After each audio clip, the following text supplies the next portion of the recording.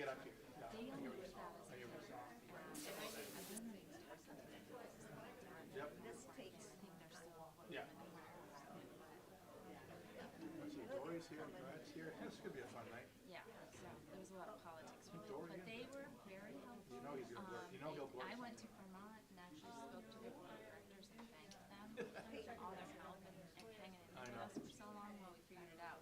I But know. the long story short is, I don't know how else Showing up we late can deal tonight. with Anybody a 911 say call they're not that's gonna be going here? on in nursing facility.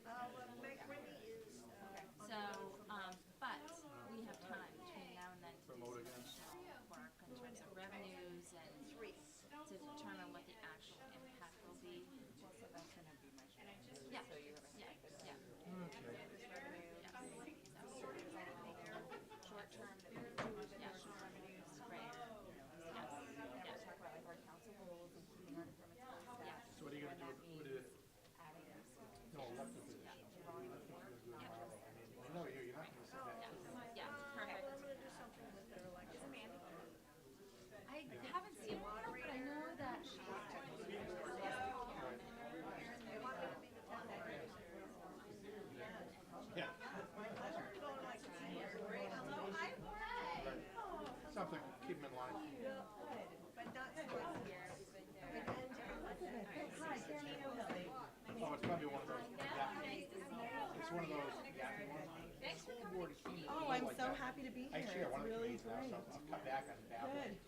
Hey, how's it going? Counselor. Good to see you again. See you. Hi, I'm Patty Little. Great, Karen Leo Hill. Nice to meet you. Now, Karen, do you want to be up front or do you want to sit? Oh no, I'll be happy. I'll just present from the See, public here. keeping the other four in shape? Oh, goodness gracious. I don't know about that. But... Hello, counselor. Nice to meet you, Karen Leo Hill. Different counselor. All fun and games. Some firefighters hoping that we're gonna say okay to the grant. A hell of a long time just to hang around just for us to say, yeah, we're gonna do this for the grant. Don't talk to us, talk to Concord and Washington.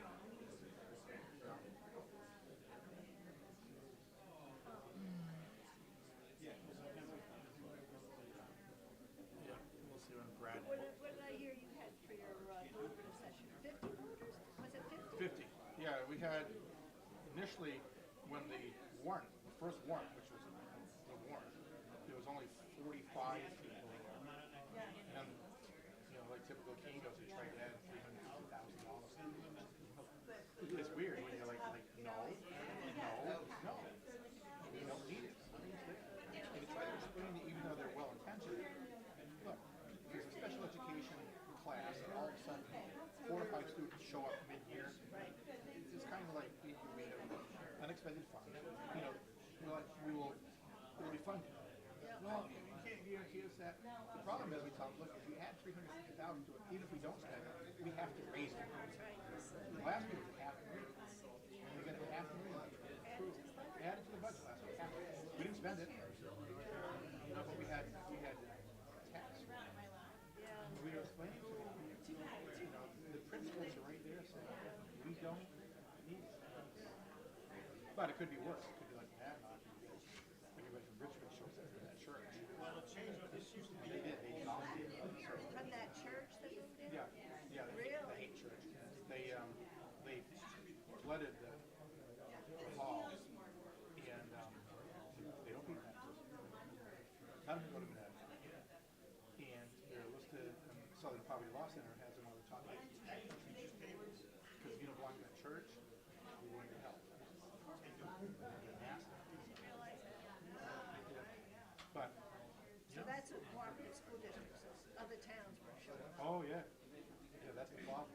So with the official ballot vote, that question will be in all these same towns. It'll be in all the towns. They won't be able to reverse that, but Well, it'll either be, yeah, they'll have to go with the default budget. So I think the how default, much less is? the default budget, I think, is actually a little bit more than they were even looking for this year. It was close, but you know they're going to have to really get the word out. It's hard. What is it yes and what is it no? You know. But,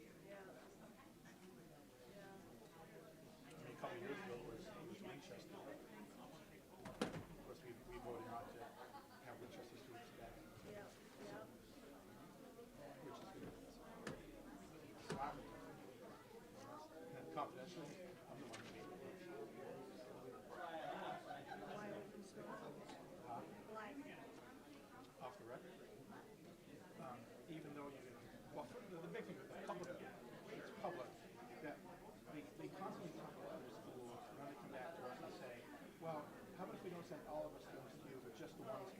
And every year, we're like, no, because you've got to split them. Right. And then they even said this past year, well, we're talking to you. They said, and after they said that, we're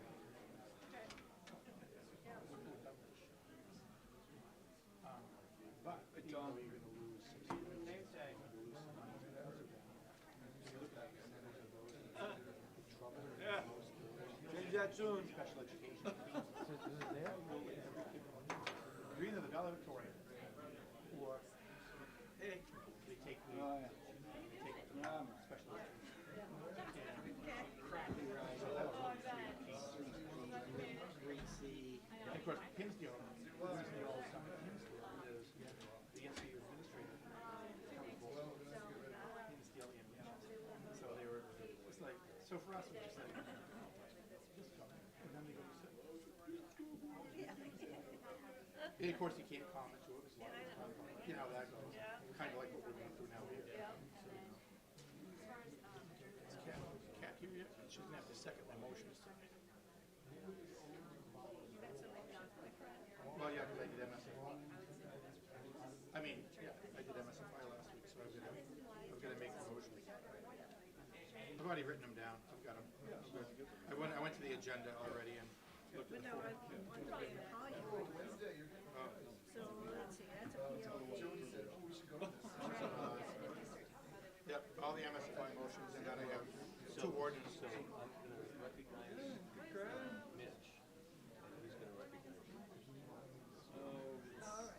All right. That's what Kat's gonna be my second. Then we have two ordinances also.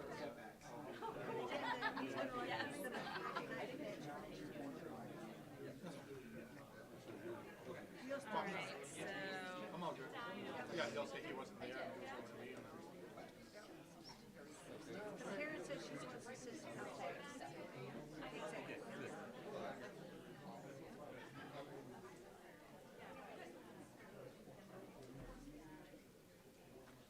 Mike Rennie is in travel from Boston.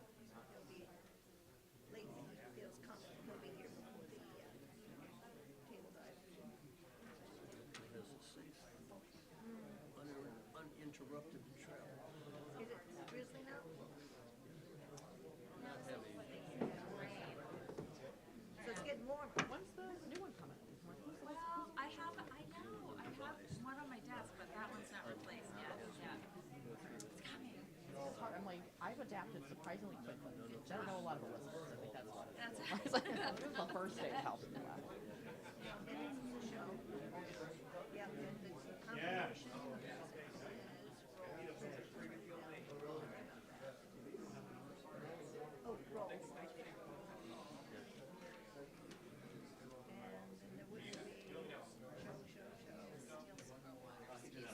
show. Try it the same. Huh? Now I know.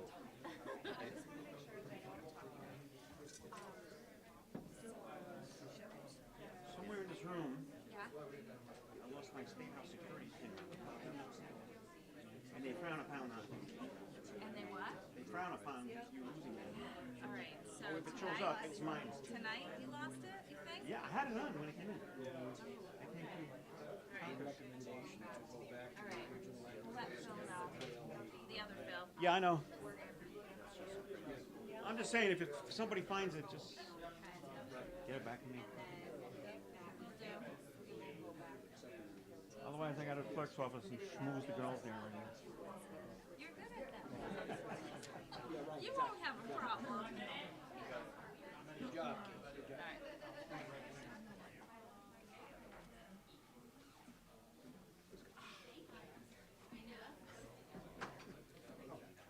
Oh, from there. That's the one you mentioned. I should tell her.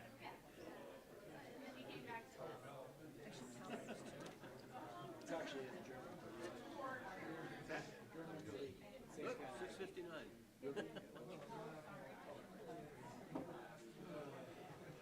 Good? Soon. Getting close, folks.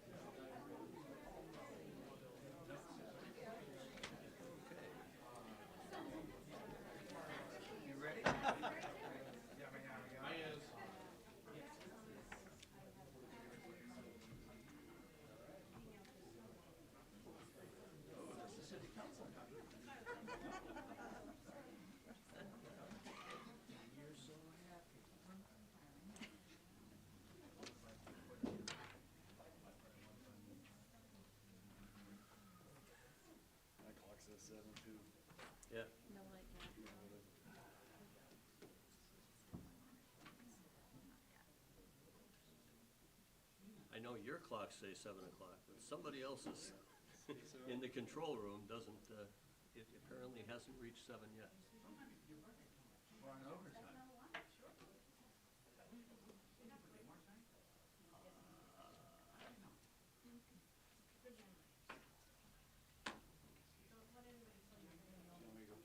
Yeah.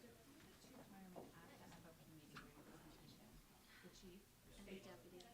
What was Greg Seymour? And Martin? Yeah.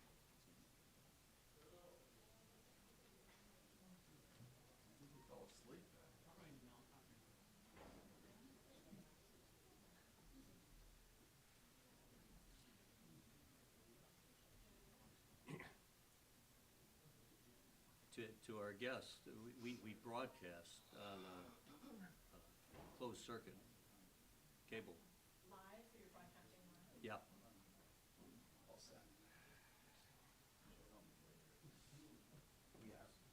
Okay, we're live. So good evening. Thanks for coming out and on a snowy day. This meeting is being broadcast live on the City of Keens YouTube channel and Spectrum channel 1302. The video is also streamed on the city's website and is posted by the end of the next business day, barring any technical difficulties. If you would like to receive an electronic city council packet to reference while viewing future broadcasts, please contact the city clerk's office during business hours or go to the city's website and subscribe to the city mailings email list. The agenda is also accessible from any mobile device. Would the clerk please call the roll? Kaden Bosley, Here. Laura E. Tobin, Here. Michael J. Remy, Randy L. Filio. Here. Robert C. Williams. Here. Edward J. Haas. Here. Philip M. Jones. Present. Andrew M. Madison. Here. Chrissy Roberts. Here. Jacob R. Fabilis. Here. Brian J. Lake. Here. Catherine I. Workman. Here. Bettina A. Chadbourne. Here. Thomas F. Powers. Here. Mitchell H. Greenwald. Here. And I'd like to recognize Councilor Fabilis for a pledge of allegiance. To the flag of the United States of America and to the republic for which it stands, one nation, under God, indivisible, with liberty and justice for all.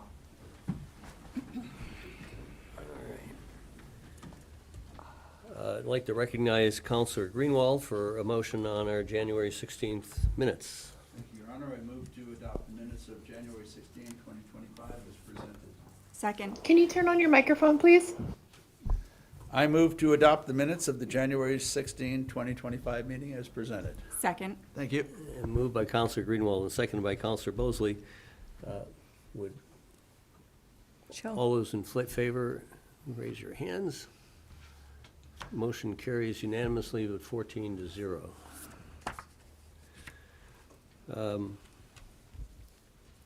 So before opening the public hearing tonight, I want to do two things. One is to introduce the new executive director of the Colonial Theater, Mr. Keith Marks.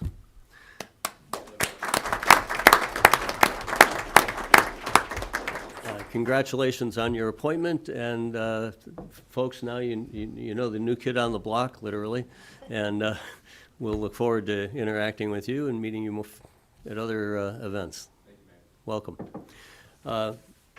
Next, I'd like to introduce the newly elected and seated executive counselor for District 2, Karen Leo Hill. Karen, welcome. I'll just do a quick introduction of Karen. In District 2, there are 81 different cities and towns that cover the Capital District and Western New Hampshire. Karen is a 20-year city councilor and a former mayor of Lebanon, and she served 4 terms as the Grafton County Treasurer from 2016 to 2024. She has dedicated herself to public and community service in Lebanon and the Upper Valley region, and now to the state. She has served on Local Government Center, the Municipal League of New Hampshire Cities and Towns. WISE, which supports victims of domestic and sexual violence, and the Lebanon Middle School Parent-Teacher Organization, among other community organizations that she has served. Karen was named one of New Hampshire's top 40 under 40 in 2010 by the Union Leader. And Karen is a Dartmouth class of 2000 alum, where she graduated with honors in government. Karen's the mother of 2 children who graduated from Lebanon Public Schools, and she works as a DJ and a church musician. I've seen her play. She's talented. Hones your talent. Karen, we turn the mic over to you for a few minutes of introduction. Thank you for joining us. Yes. You're Okay. green. Good evening, Mayor, members of the City Council, and the public. It's really an honor to serve as your executive counselor for District 2 and to come here tonight to introduce myself and to give you a little update from Concord, as well as to share my contact information with you so that I can be of assistance. I won't repeat my introduction that the mayor so graciously offered. Thank you very much for that. Needless to say, for the last 20 years, I've been serving as a city councilor, and so I feel a good kinship with all of you here tonight. When I talk about the Executive Council, it's known as it's called the most important office you've never heard of. It's unique to New Hampshire, serving as a check and balance on the governor. And so it's kind of like a big city council just for the entire state. And it literally runs, there's a table. We meet twice a month. We sit around a table. The governor is at the head, like the mayor. And then the 5 of us, 5 executive counselors, are around the table. Yesterday, we meet twice a month, like I said. Yesterday, we had an agenda of about 133 items. And I use the word CARS when I talk about the executive council. So we vote on all contracts, state spending over $10,000, which is virtually all state spending. We also do, A is for appointments, so the governor makes nominations, and then we vote on appointments. R is for roads, so we're responsible for maintaining the state's infrastructure, roads and bridges. We do that through the state's 10-year highway plan, which I'm sure you are familiar with. And then lastly, S is for services. We do a lot of constituent services, the way that you serve your constituents who have questions or need to get connected with someone in city government. That's what I do for state government. So just a quick update. Yesterday, we had a meeting. It was just our second meeting, full meeting with the new governor, and I am a new person at the table, and there's another new executive counselor as well, John Stephen. And so I can report to you that we're all learning the ropes, and I think things are going pretty well. Here are a few contracts of particular relevance to the city of Keene that we approved yesterday. For an example, we approved a grant to the Keene Chamber Orchestra for $7,600. That's through the Department of Natural and Cultural Resources, which is kind of like Parks and Rec for the state. We also approved 2 Land and Water Conservation Fund grants. One was an extension of the time for completion for work that's happening at the Patricia T. Russell Park. So I understand that this could be good news for Bobby Williams and Ed Haas, for Councilor Williams and Councilor Haas and the East Side Neighbors Group. And then also some land and water conservation funds, $500,000 for the work at the Robin Hood Park as well. So that's an example of the kinds of contracts we approve. Appointments, quick update on some appointments. The governor announced yesterday a number of important appointments. A lot of people have been following the Board of Education. The Commissioner of Education will be up for reappointment, Frank Edelblut, in March. We do not have any indication from the governor yet on what she plans to do, but yesterday she did renominate 3 members of the State Board of Education, including Drew Klein, who is the chair. There is right now, a lot of people have been may have heard that we do not currently have a state librarian. So Governor Sununu had nominated someone who had been the assistant librarian, a highly qualified individual named Mindy Atwood. He ended up pulling that nomination before his term concluded. So due to some concerns that were raised, I think of a political nature, he withdrew that nomination, which means that right now there is no current nomination. So we do not know yet whether Governor Ayotte intends to bring this nomination forward or bring someone else new, but that is a nomination that we can hopefully we'll see something soon, because right now we don't have one. So I'm happy to hear your thoughts on any nominations, and I welcome feedback from you or your constituents as well on those nominations. What happens is the governor will announce nominations at one meeting, and then at the following meeting is when we will vote on those.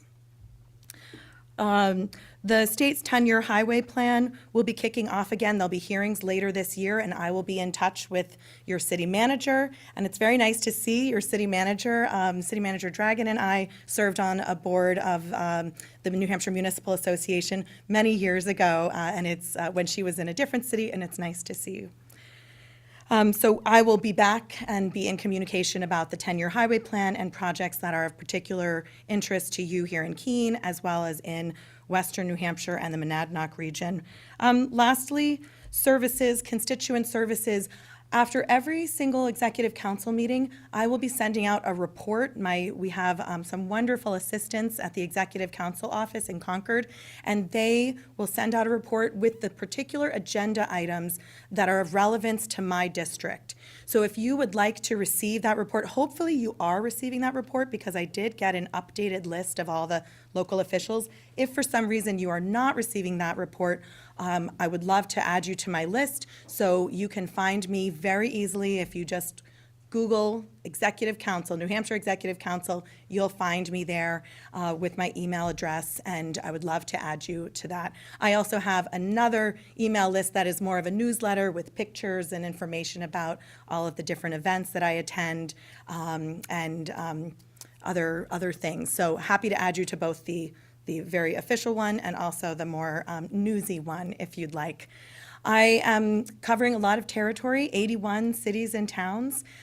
Keene is one of the biggest. I serve 4 cities, and that includes Claremont, Concord, Lebanon, and Keene.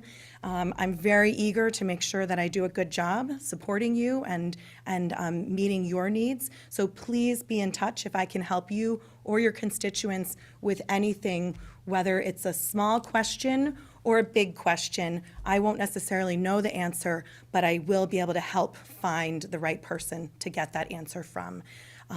These are challenging times. Last week, we heard about the potential pause in federal grants.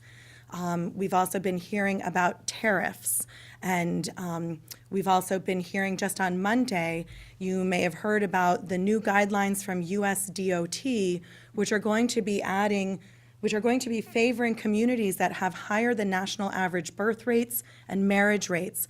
So there are big changes happening and a lot of anxiety throughout our communities.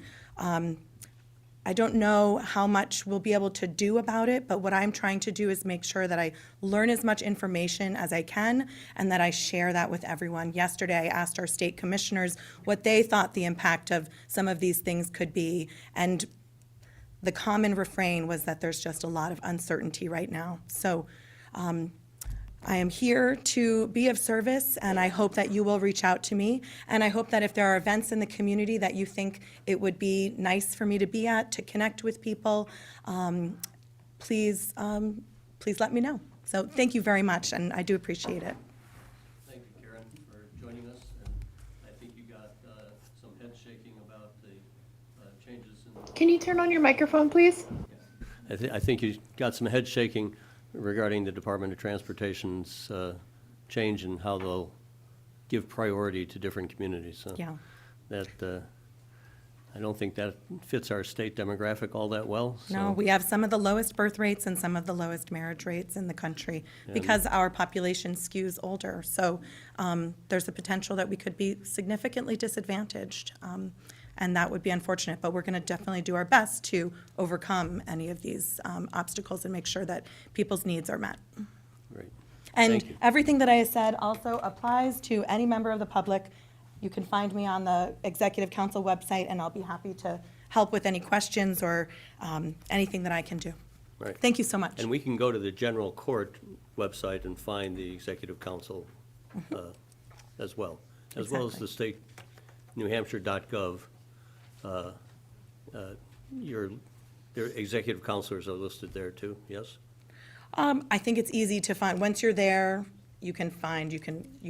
Where the executive council is part of the executive branch, so you'll find the governor and the executive council. The general court, I believe, is the legislative branch, so the Senate and the representatives are there. But there's a lot of cross-referencing, so you'll find me if you just look for New Hampshire Executive Council.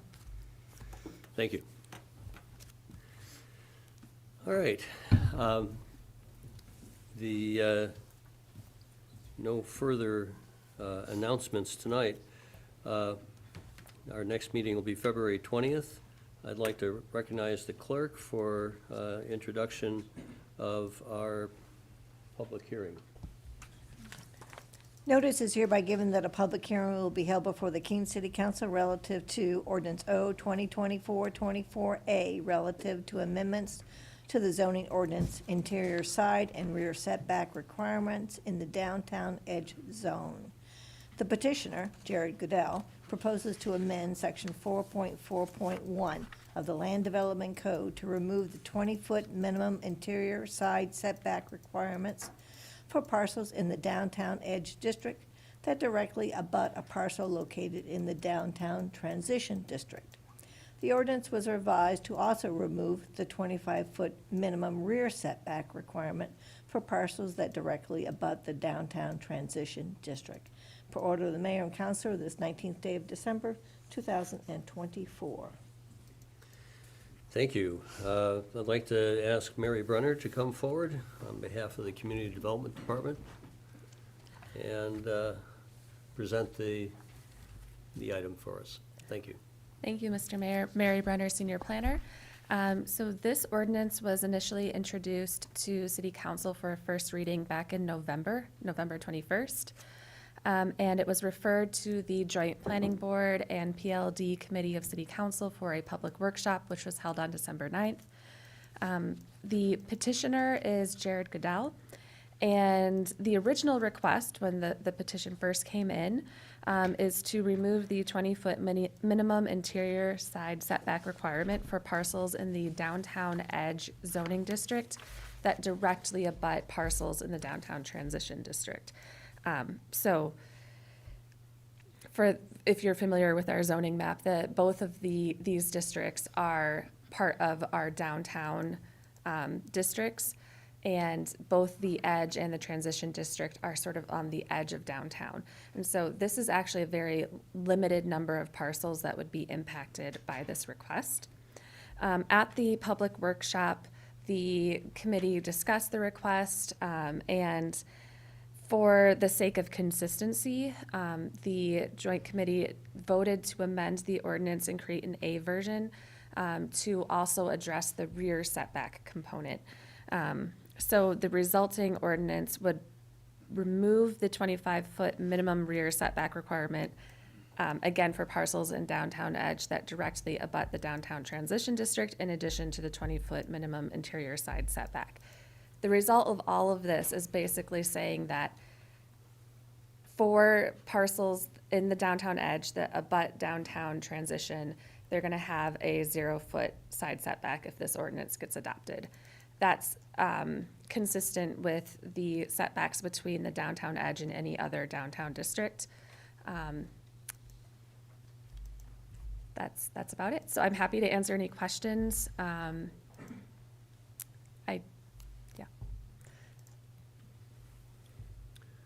Councilors? No questions? Very good. Note that in your packet, we've got the minutes of the planning councils and the joint committee hearing and consideration of this previous motion. So the packet is a little bit more robust this time. If you we're going to continue to do that in the future to tee up the public hearings with more complete information of previous considerations. So, okay, if nothing further, we'll open the floor to the public. Any members of the public wishing to come forward, if you'll just raise your hand so I can see who is interested in speaking. Okay. If we have no further presentation, we'll close the public hearing and move along on our agenda.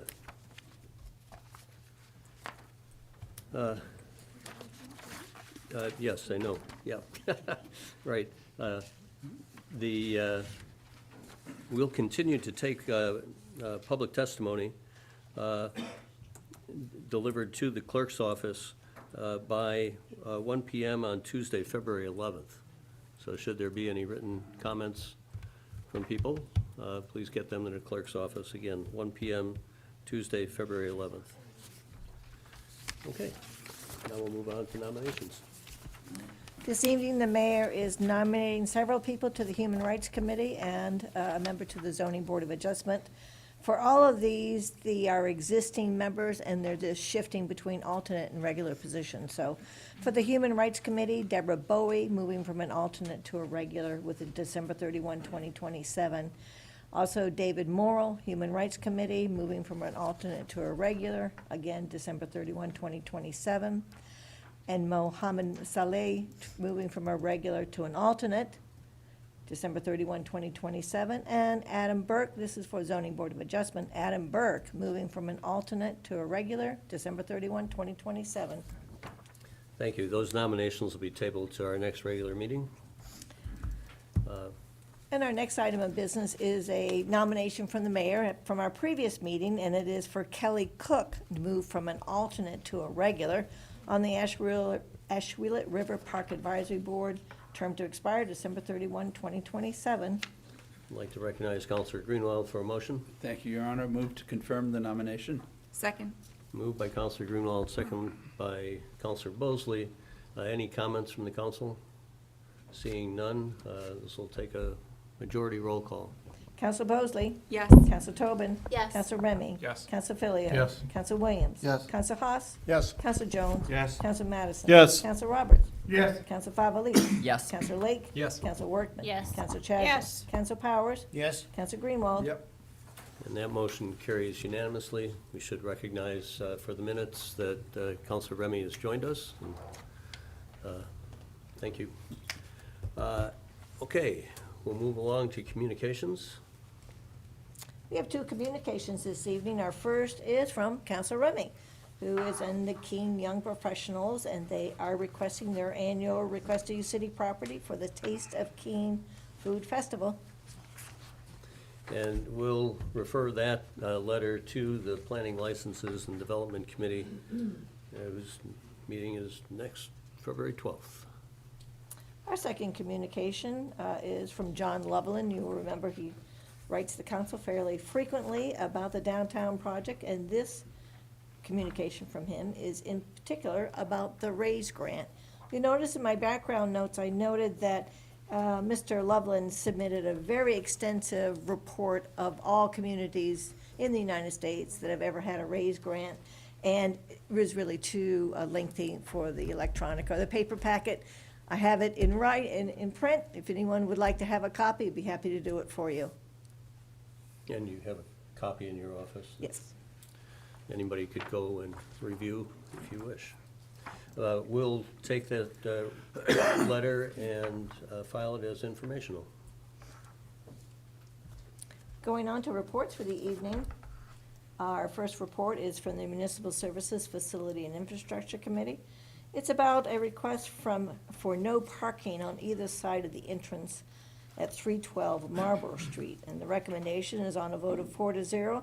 The Municipal Services Facility and Infrastructure Committee recommends that the request for no parking at 312 Marlborough Street be referred to staff for implementation as part of the Marlborough Street and Cheshire Rail Trail project. We'll recognize Counselor Greenwald for a motion. Thank you, Your Honor. Move to carry out the intent of the committee report. Second. Moved by Counselor Greenwald, seconded by Counselor Filio. Passing to my vice chair for his wisdom. We'll recognize Counselor Filio for the committee. Thank you. So we heard from representatives from home health care, hospice, community service. They were concerned about or asking for no parking on 312 Marlborough Street on either side of their entrance due to sight lines entering and exiting. Our Public Works Director explained to us city code as it pertains to driveway clearances. He also mentioned this issue is They're planning on fixing it when the Marlborough Street construction project resumes this May, and he assured us it's going to happen this May, so we'll hold him to it. So with that being said, we voted 4-0 on this issue to be referred to staff as part of the Marlborough Street Cheshire Rail Trail project, and we hope you will also. Thank you. Any comments from council? Seeing none. All those in favor? Motion carries unanimously. Thank you. Our second report this evening, again from Municipal Services Facility Infrastructure, has to do with a request for a tractor-trailer traffic sign at the intersection of Water and Woodland Streets. And the recommendation is, on a vote of 4-0, the Municipal Services Facility and Infrastructure Committee recommends that the manager be directed to install a sign alerting drivers to the existing truck route ordinance, i.e. no through truck ordinance. Recognize Counselor Greenwald for a motion. Move to carry out the intent of the committee report. Second. Moved by Counselor Greenwald, seconded by Counselor Filio. Recognize Counselor Filio. Yep, thank you. So we heard from residents of 100 Woodland Ave, that's up off from Water Street on the right. They explained about multiple incidents on their property when tractor trailers lose their way and inadvertently go through their neighborhood, and they can't fit through the neighborhood. And a few times a year, their yard gets basically destroyed and has to get put back together again. So they asked if we could put a sign somewhere lower down the street to alert some of these wayward trailer trucks that this is not a through way. So we voted we some discussion, but we voted 4-0 that we recommend the city staff place such a sign at a location that city staff deems most appropriate. Voted 4-0. We hope you will also. Comment? Thank you. Mr. Counselor Haas. Yeah, thank you, Your Honor. I'd just like to thank city staff, engineering, for being considerate as to where this sign is going to go. I think they staked it out in one place, but then they moved it to a more visible location. So that'll be good. Overall, the idea of through trucks into neighborhoods is difficult because single destination deliveries are permitted under state law. And we're going to have to find other ways to deal with this as it happens around the city. Thank you. Further comments from the council? Seeing none. All those in favor? Motion carries. Our next item is an information report. It's relative to the reduction of speed limit on the Upper Roxbury Street, and it was presented to the Municipal Services Facility and Infrastructure Committee. And recognize Counselor Greenwald once again. Oh, no, I'm sorry. This report is being filed as informational. Our next item, again, Municipal Services Facility and Infrastructure. This is about a proposal to allow overlay of asphalt sidewalks. Recommendation is on a vote of 4-0. The Municipal Services Facility and Infrastructure Committee recommends the manager be authorized to develop and implement a program to overlay existing asphalt sidewalks in fair or poor condition using city forces. And now I'll recognize Counselor Greenwald. Move to carry out the intent of the committee report. Second. Moved by Counselor Greenwald, seconded by Counselor Filio. Recognize Counselor Filio for the committee. Thank you. The Public Works Director came to the committee and he discussed a proposal for a plan to fix approximately 11.5 miles of deteriorated sidewalks in the city. 9 are currently asphalt, 2.5 miles are concrete. This particular issue, as he mentioned, was before the council 22 years ago, and I was on the committee, so I remember it.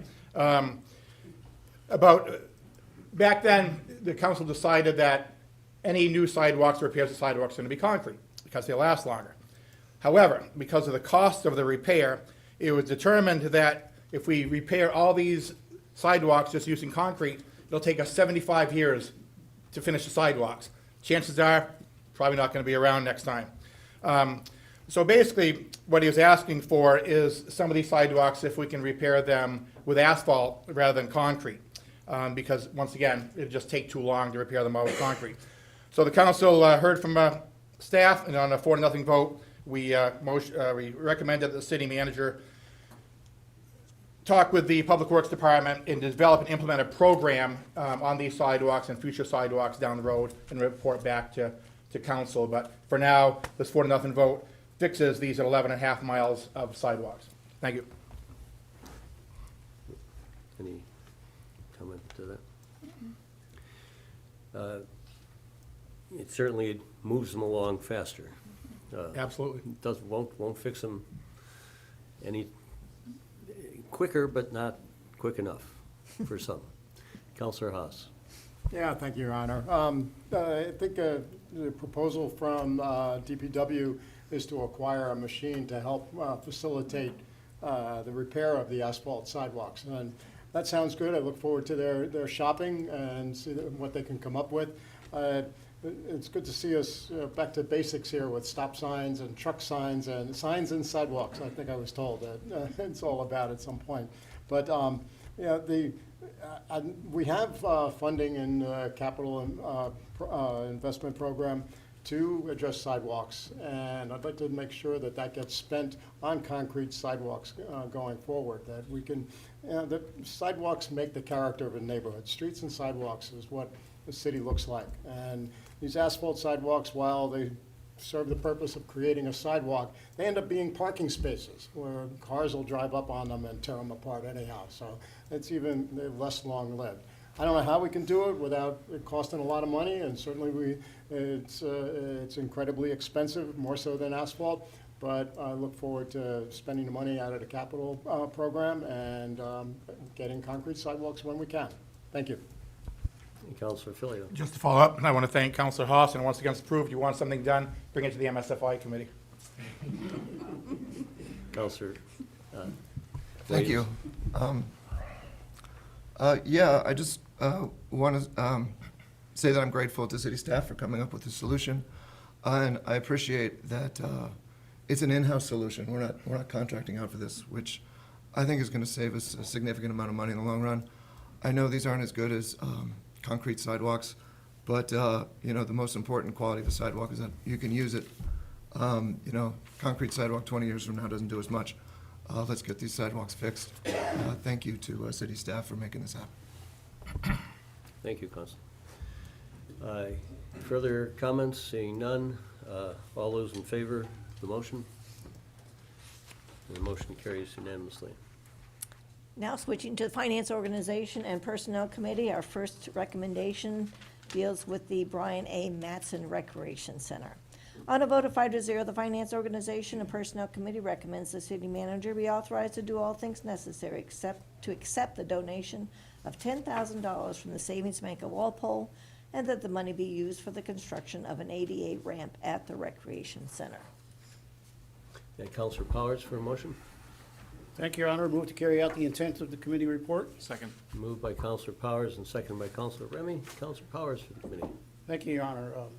This ramp goes from the front of the center down to where we have all our events. Used to be a little bit of a pool, but it's been renovated a bit because it's made of concrete. It often has many problems in the wintertime, cracks, et cetera. So this was part of the entire program where Parks and Rec went out and got some grants, got a CDFA grant to do renovations at the building, entrances, bathrooms, part of the heating plant, and intended to do some work for a new ramp to go down through there. But as usual, and unfortunately, the price of doing that business went up considerably, so the ramp was set aside for another opportunity. There's some funding that came through for that, went out to bid twice, still way above what we had available.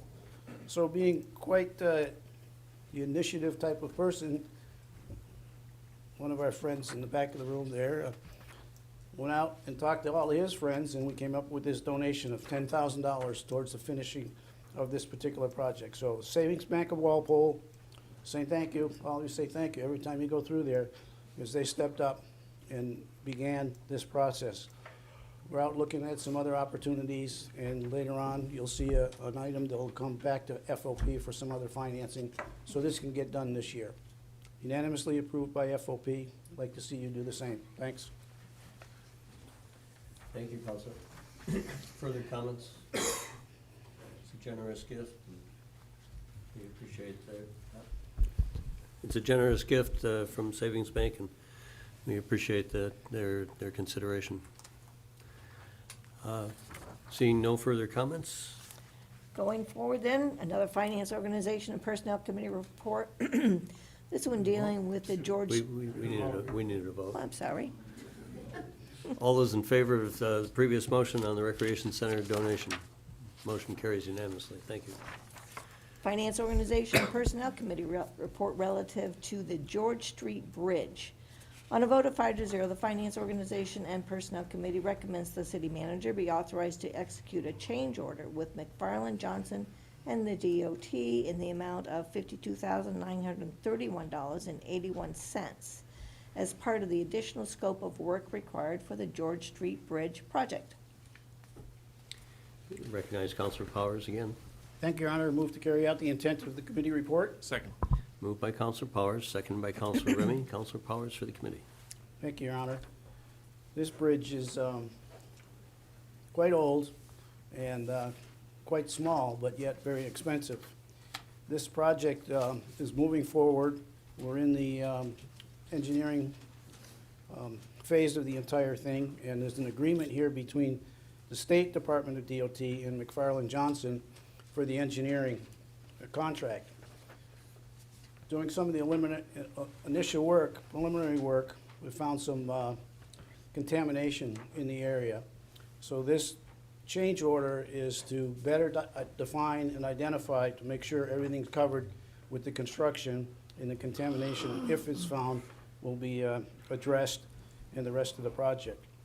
The amount of the contract change, because this amount exceeds the 10% limit for the city manager of a change order, is coming forward to us. It's $52,931.81, and $42,000 of that will be paid by DOT as the project moves forward. So it's moving along. This will be very helpful for this to be approved. Give the manager the authority to sign it, and they'll get working on that project to get the rest of the engineering done. Unanimously approved by FOP. Thank you, Counselor. Any comments from the committee? Counselor Madison. Thank you, Your Honor. More of a question for city staff. What specifically is the hazard at the site? What are the contaminants of concern? Thank you. Don Lucier, introduce yourself. Thank you, Your Honor. Don Lucier, Public Works Director. Specifically, the constituents of concern are chlorinated solvents, basically dry cleaning chemicals. Okay. And would that be from the dry cleaning business? Yes. Okay. Wouldn't they be responsible for the costs as So- a responsible party? So in terms of the cost of cleanup, that's not what we're talking about here tonight. Right now, what we're talking about is evaluating the contamination plume and determining the extents of it. Specifically, the PRP, if you will, potentially responsible party, has delineated the plume on the west side of Beaver Brook, but there's a question with DES about whether that plume could extend to the east side of Beaver Brook. So DES has requested that we do this additional delineation of the plume. So that's why the additional cost is requested. Thanks for the question and the additional information. Appreciate it. Counselor Haas. Thank you, Your Honor. Another question for city staff. What would be the timing of this project when we go forward? Because the rainy season's coming. It'd be great to eliminate. This is a pretty difficult flood exposure spot. So right now, we're scheduled to advertise this project in late spring, early summer. So there's some work to get done between now and then. But the design itself is fairly well advanced. The questions that remain are the limits of the contamination that we've got to resolve. Also, there's some property issues that need to be resolved in terms of easements and whatnot. Thank you. Any further questions for the city staff? I think you're good. Thank you.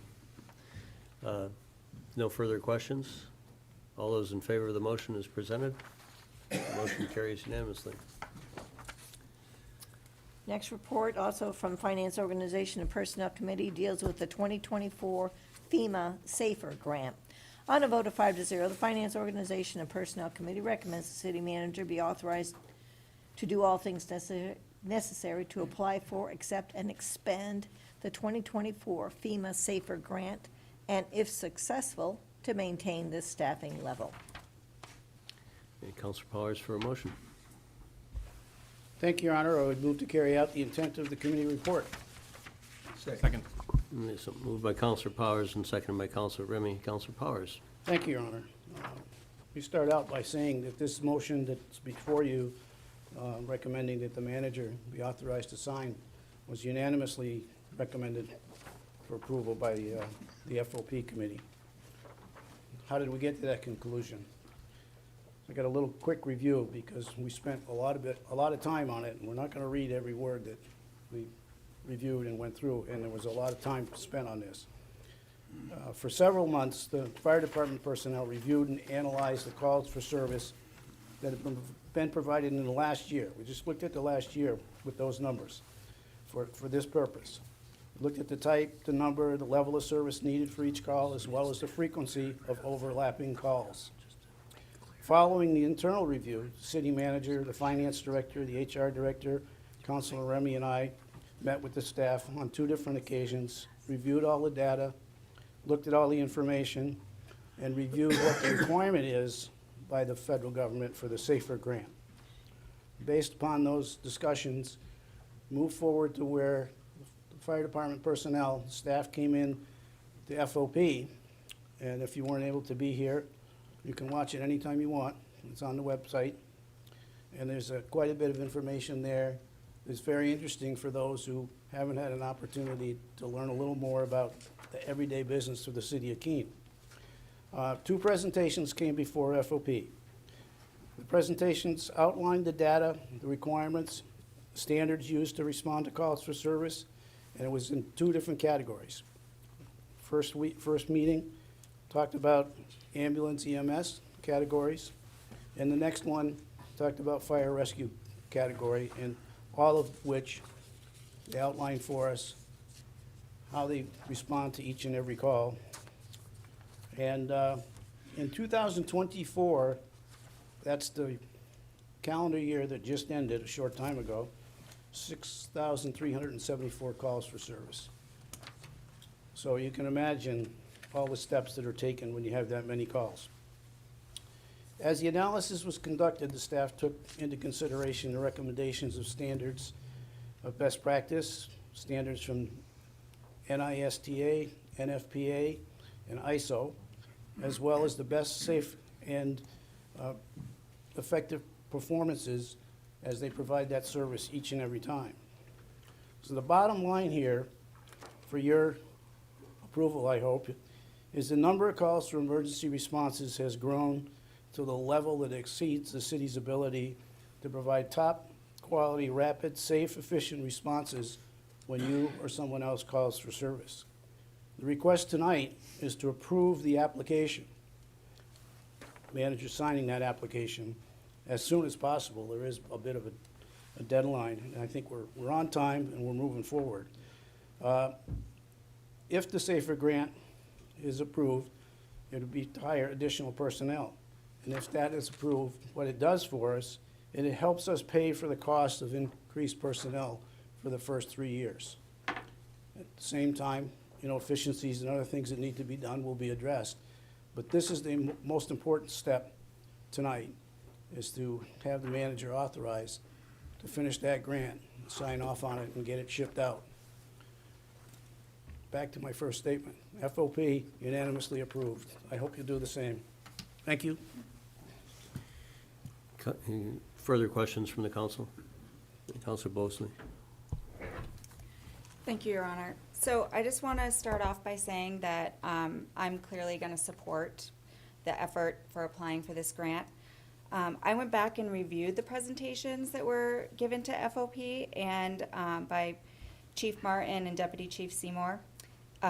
Basically, it's really kind of overwhelming when you think about what the members of that department, the strain and the stress that they're under, trying to manage the number of calls that they're receiving right now. I was curious, the question wasn't asked, so I wanted to ask it tonight. there's a significant amount of additional revenue that's been coming into the department due to the increase in billable services.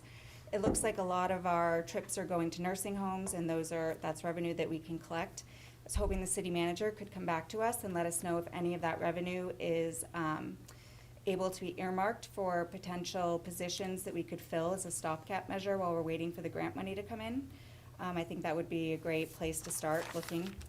And I also wanted to point out that during our council goals process, we made a goal that we wanted to see all of our departments fully staffed. I think a lot of us thought about our departments that have open positions, like our police department. But to me, fully staffed means adding additional positions if we have the workload that deems appropriate for that. So I would support the department and everything we need to do to make the effort to make this move forward.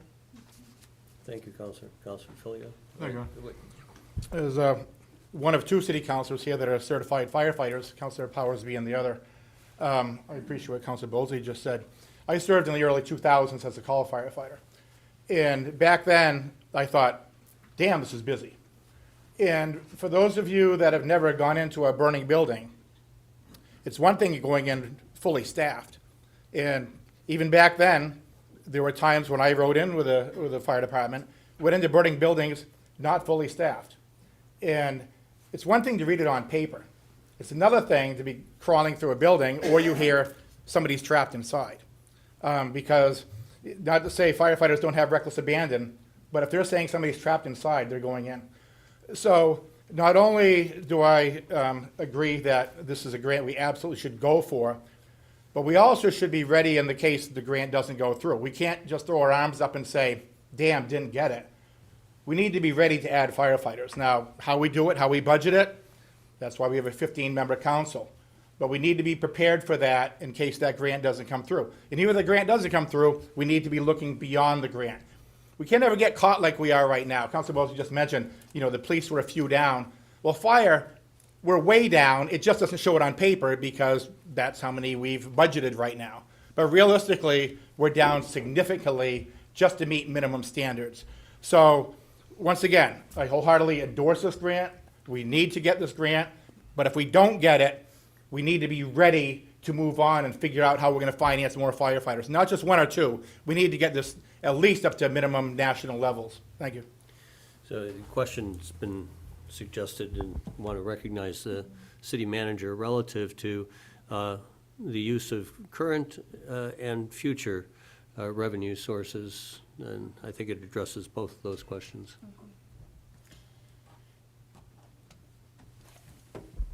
I'm stealing yours.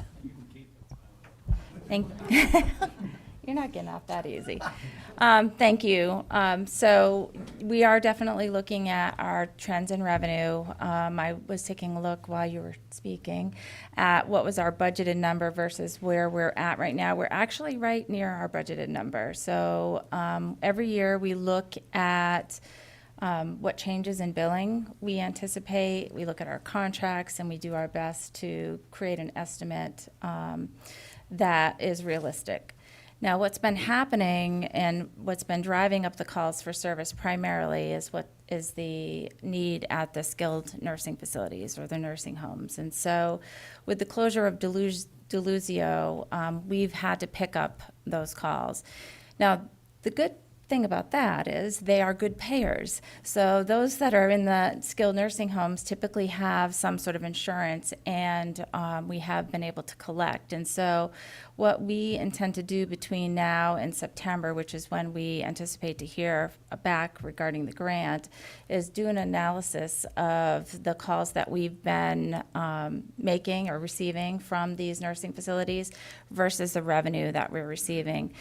Because when we add additional firefighters, we will also adjust our ambulance billing. So we have 5 contract towns, and our firefighters are currently split between fire service and ambulance service based on our activity in the department.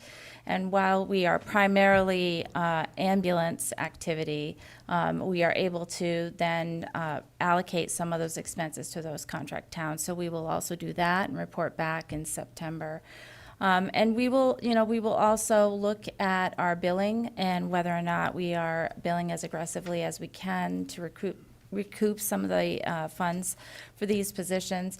But 911 calls are a losing game in terms of the financial market, which is why you're seeing so many private ambulance calls, private ambulance companies closing.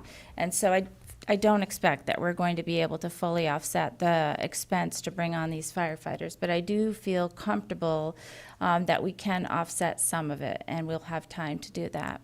And then just to clarify, the application is for 4 per shift, so that's a total of 16 firefighters because we do have 24-hour shifts. And the grant is a 4-year grant, which, if successful, would 100% fund these positions for the first 3 years. And so we would really need to have a good understanding and plan in terms of revenue before that 4th year, when these expenses would become fully the responsibility of the city.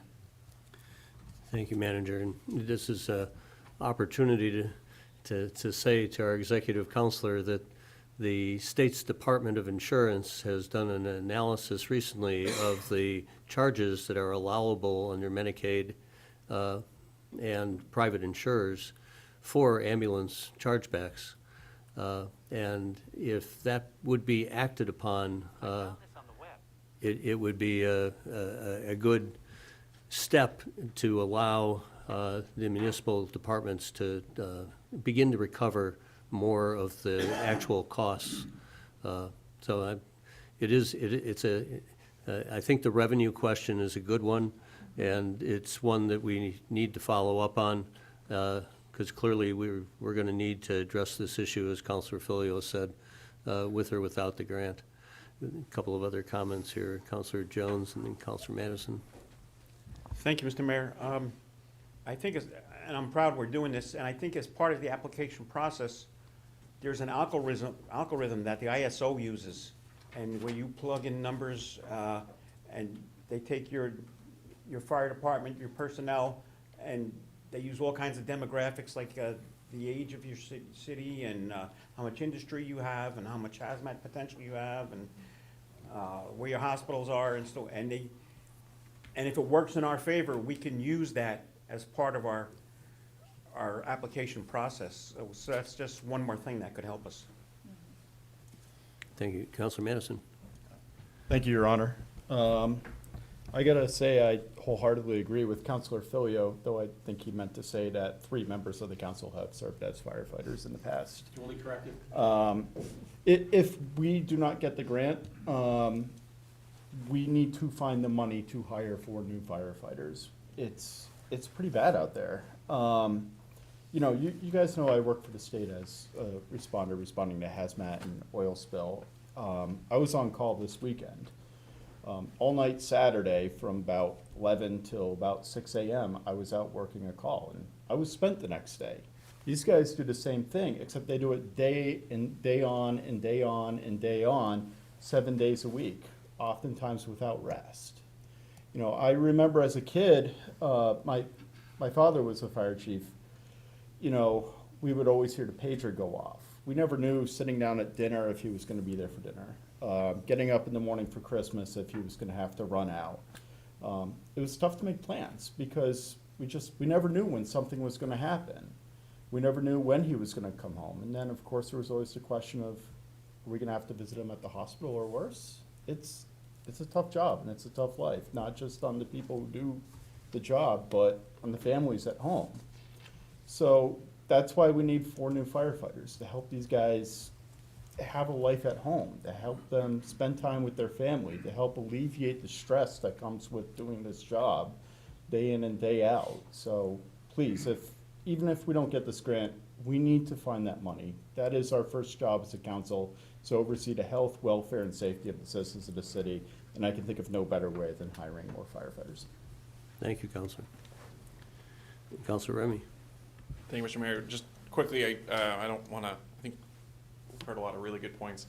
The piece, if anybody's on the fence on this, that was most convincing for me is when we looked at, it's very expensive, right? This is a very expensive proposition, we understand that.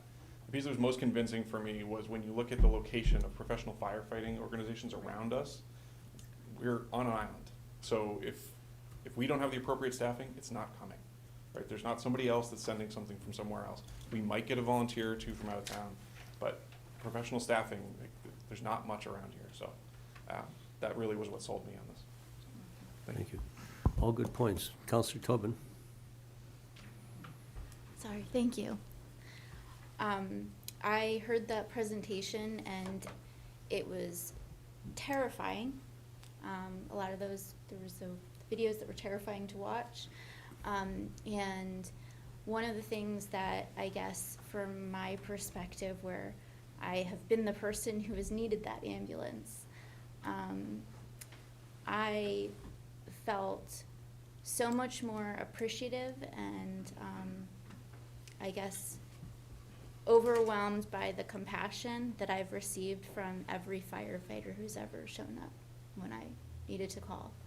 And so I'm really excited to be that I'm hearing so much support here in this room. And I think that I'm really excited, so thank you. Counselor Favelis. Thank you, Mr. Mayor, and just real briefly, because I think that Counselor Madison alluded to this, but the choice is not really between the current level of staffing at the fire department and additional staffing at the fire department. We are going to lose firefighters if we do not find a way to increase staffing there with or without the grant, right? And I think that that's really important. What we've heard from Chief Martin and his team in terms of the stress on officers, or on firefighters that are there, the burnout and the potential for increased burnout. It's not that, we don't increase the firefighters and we're just going to stay where we are. We are going to lose people that want to go into this profession and that want to do so in the city of Keene. And that's going to have a real significant impact on the daily lives of residents here. So I don't imagine anybody's on the fence. But if they still are, then this is not a status quo or more. This is a more or perhaps significantly less over the next few years. Anybody else? Counselor Jones? Thank you, Your Honor. I just want to also suggest, last night there was a nice presentation put on by our emergency management consultant. I know you and I saw it, Mr. Mayor, on hazard mitigation, and that plays right into this. I would ask that all the counselors take a look at the video of that presentation. It was an excellent presentation, and it was almost scary at what can be happening down the road. Things that we've never expected in Keene, such as wildfires and so on, have great potential here, and other kinds of hazmat issues. It's something we should also look at, that it would help enforce this application. Thank you. Good point. That presentation was at the Planning Council on Monday, and Court Bloomquist was the presenter, in case somebody wishes to go back to view as Counselor Jones had suggested. I'm glad the public is getting the opportunity to hear the support that there is within the council, and to hear the case that there is for this addition. And I'm glad that the city is pursuing a funding source that might provide the city with a twofer, the staffing and some potential savings initially to launch it. But and the public may not be able to see that we have a significant group of firefighters present tonight, and it's an opportunity to say thank you for your service, and we appreciate your expertise and professionalism. Thank you very much. With that, no further testimony. We need a vote. All those in favor of submitting the grant? Motion carries unanimously. Thank you. Going forward, under boards and commissions, we have received 5 resignations that came in. Oh, I'm sorry. A little anxious.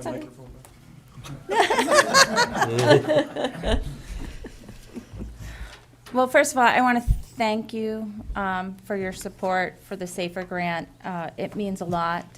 The department has been dealing with a lot of changes and a significant increase in calls, and that has really impacted the lives of the firefighters that work there. it used to be that they could get some sleep at night on these 24-hour shifts. And now that's becoming, less and less a possibility because of the number of calls and the overlapping calls. And so it means a great deal to hear all of your support this evening. And so I'm very grateful, and I know they are as well. And we hired a grant writer, someone who's been successful at getting this grant. So the chief and the deputy have done a fabulous job putting together the statistics to back it up, and so I'm optimistic, but I will keep you posted. So I do have a few other updates for you this evening. Our community power plan, it is time to go out to bid again. And so in preparation, it's necessary for us to make some revisions to that plan. These revisions will be brought to FOP next Thursday. Our current agreement goes through December, and we need a new contract to be ready before then. And then I wanted to give you an update regarding downtown funding. Last week, we submitted our application for the RAISE grant, which I think is now the BUILD grant. Every administration changes the name of that grant. It used to be the TIGER grant.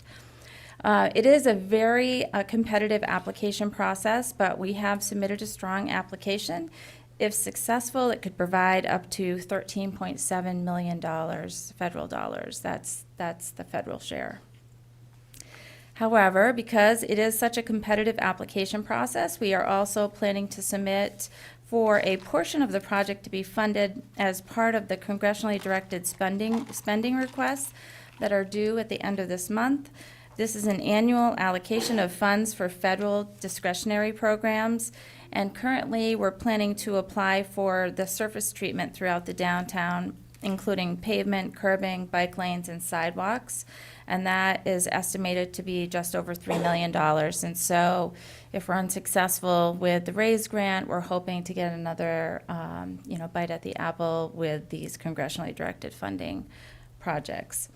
And as you know, we also recently were awarded a Timber for Transit grant for just over $1.7 million of funds to build the covered structure on Gilboa, which is planned to provide solar energy to support the downtown electricity needs. So this is a $2.1 million project, of which we have received $1.7 million for. So another, funding source to help us fund this downtown project. And I really need to give a shout out. I did it, I know, in email, but I would like to do it tonight as well, to our Public Works Director, Don Lucier, and his city engineer, Brian Ruoff, who put that together in a relatively short amount of time. And they obviously did a great job because we were successful, so many thanks to them. Same with the RAISE grant.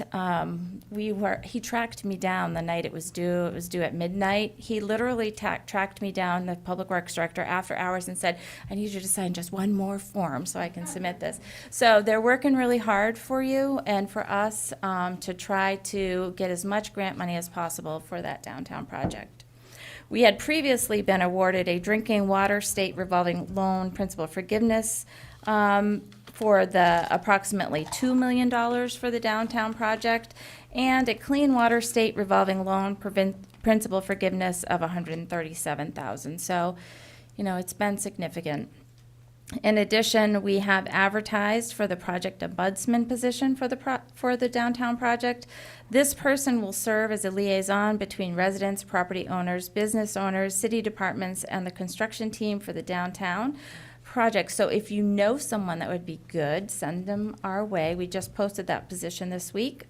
And given the construction timeline adjustment, it's our hope that by advertising now, we can get someone on board early to assist with the downtown business communications. And then the mayor asked me to do an update this evening related to human services and what we're seeing in terms of homelessness and what sort of trends we're seeing. I don't think you're going to be surprised by any of these statistics. The rising rental costs and housing instability has been the largest impact to our budget. Rent increases have been in the magnitude of 33 to 45%, and that has priced many residents out of the market. The vacancy rate is 0.6%, leaving very few affordable housing options. And then there has been, because of this, there's been an increased reliance on monthly assistance as clients struggle to pay their rent. In terms of homelessness and shelter capacity, the shelters remain at full capacity with limited movement into permanent housing. 100 Nights is operating a 24/7 resource center, but has a wait list for beds. And SES shelters are making efforts to transition individuals into housing. Only 46 to 47% are Keene residents. So in these shelters, the majority are still people who are from outside of the community. Of that, about 11% are out of state. This trend of more than half of people being served by shelters in Keene will continue as long as the 2-1 system places homeless wherever an open bed exists. This is a disincentive for building more shelter capacity locally. And until that is fixed, there's really no incentive to build more shelter beds. I do recognize the importance of the resource center and the warming center, and I'm going to talk a little bit more about that. That's worked out really well. We do use hotels when we need to. We have used one of our local hotels that's been pretty affordable, but that's become problematic recently because of staffing shortages. Everyone has staffing shortages, and so that's made it difficult to use this hotel. In fiscal '24, the total hotel cost was just over $600,000. Compared to right now, we are at $159,000 to date, and we're projected to be probably around $400,000 by year end. This is moving in the right direction, thanks in large part to the staff in Human Services and the additional, you remember, part-time outreach worker that the council approved.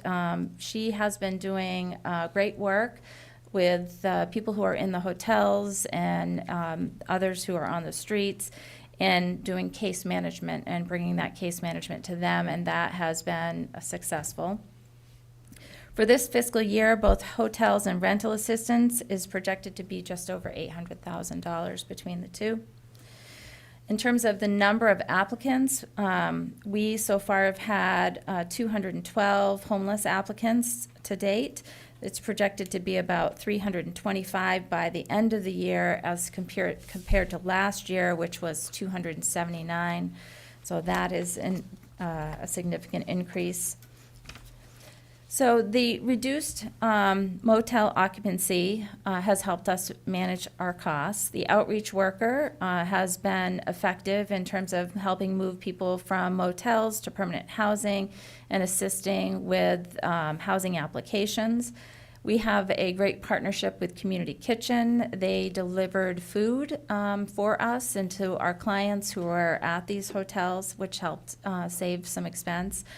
The 100 Nights Resource Center, which is open now as a warming space 24/7, has helped, and especially in the cold weather when we have individuals who do not want to come in but will come in for these short periods of time when it's really cold. So that's been very effective and has helped us keep our hotel costs down. So really going forward, we'll continue to monitor shelters and market conditions, and we will continue to monitor the percentage of people who are Keene residents versus where they're coming from. And we will continue the support for our outreach and case management and push state reform. You know, we were successful at the state with Senate Bill 110, which helped us to recover expenses that we are incurring from residents outside of our community. This year, we're looking at addressing another issue in terms of how other communities are calculating what is a fair amount in terms of rental costs. And so we're hoping to put forward another bill this year with the Senator Fenton. Tonight, I also wanted to give you an update because I was asked about how's the winter emergencies going, the snow bans, how's that working? So this is relatively new.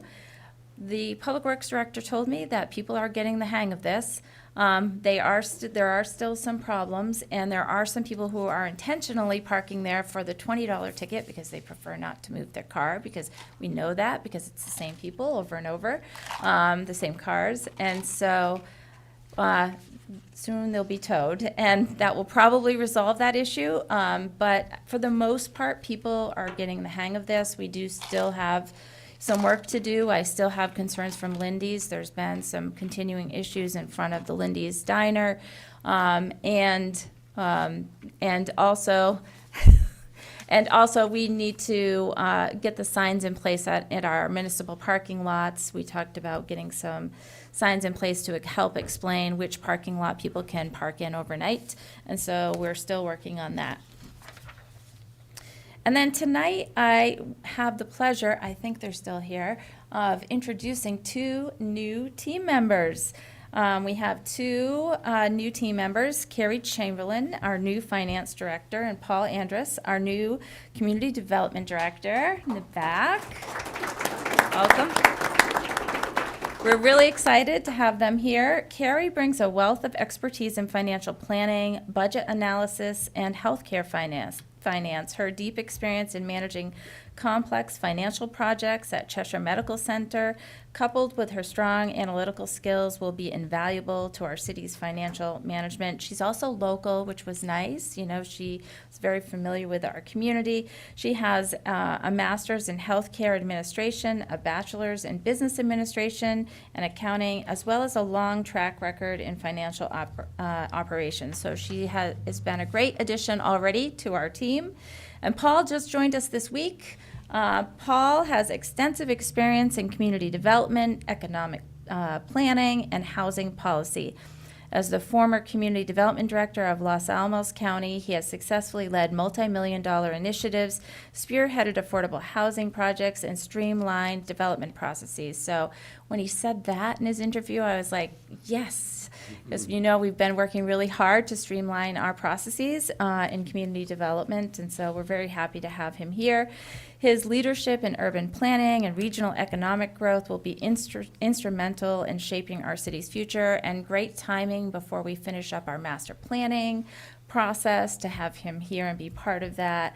So we are very fortunate to have these experienced individuals joining our team.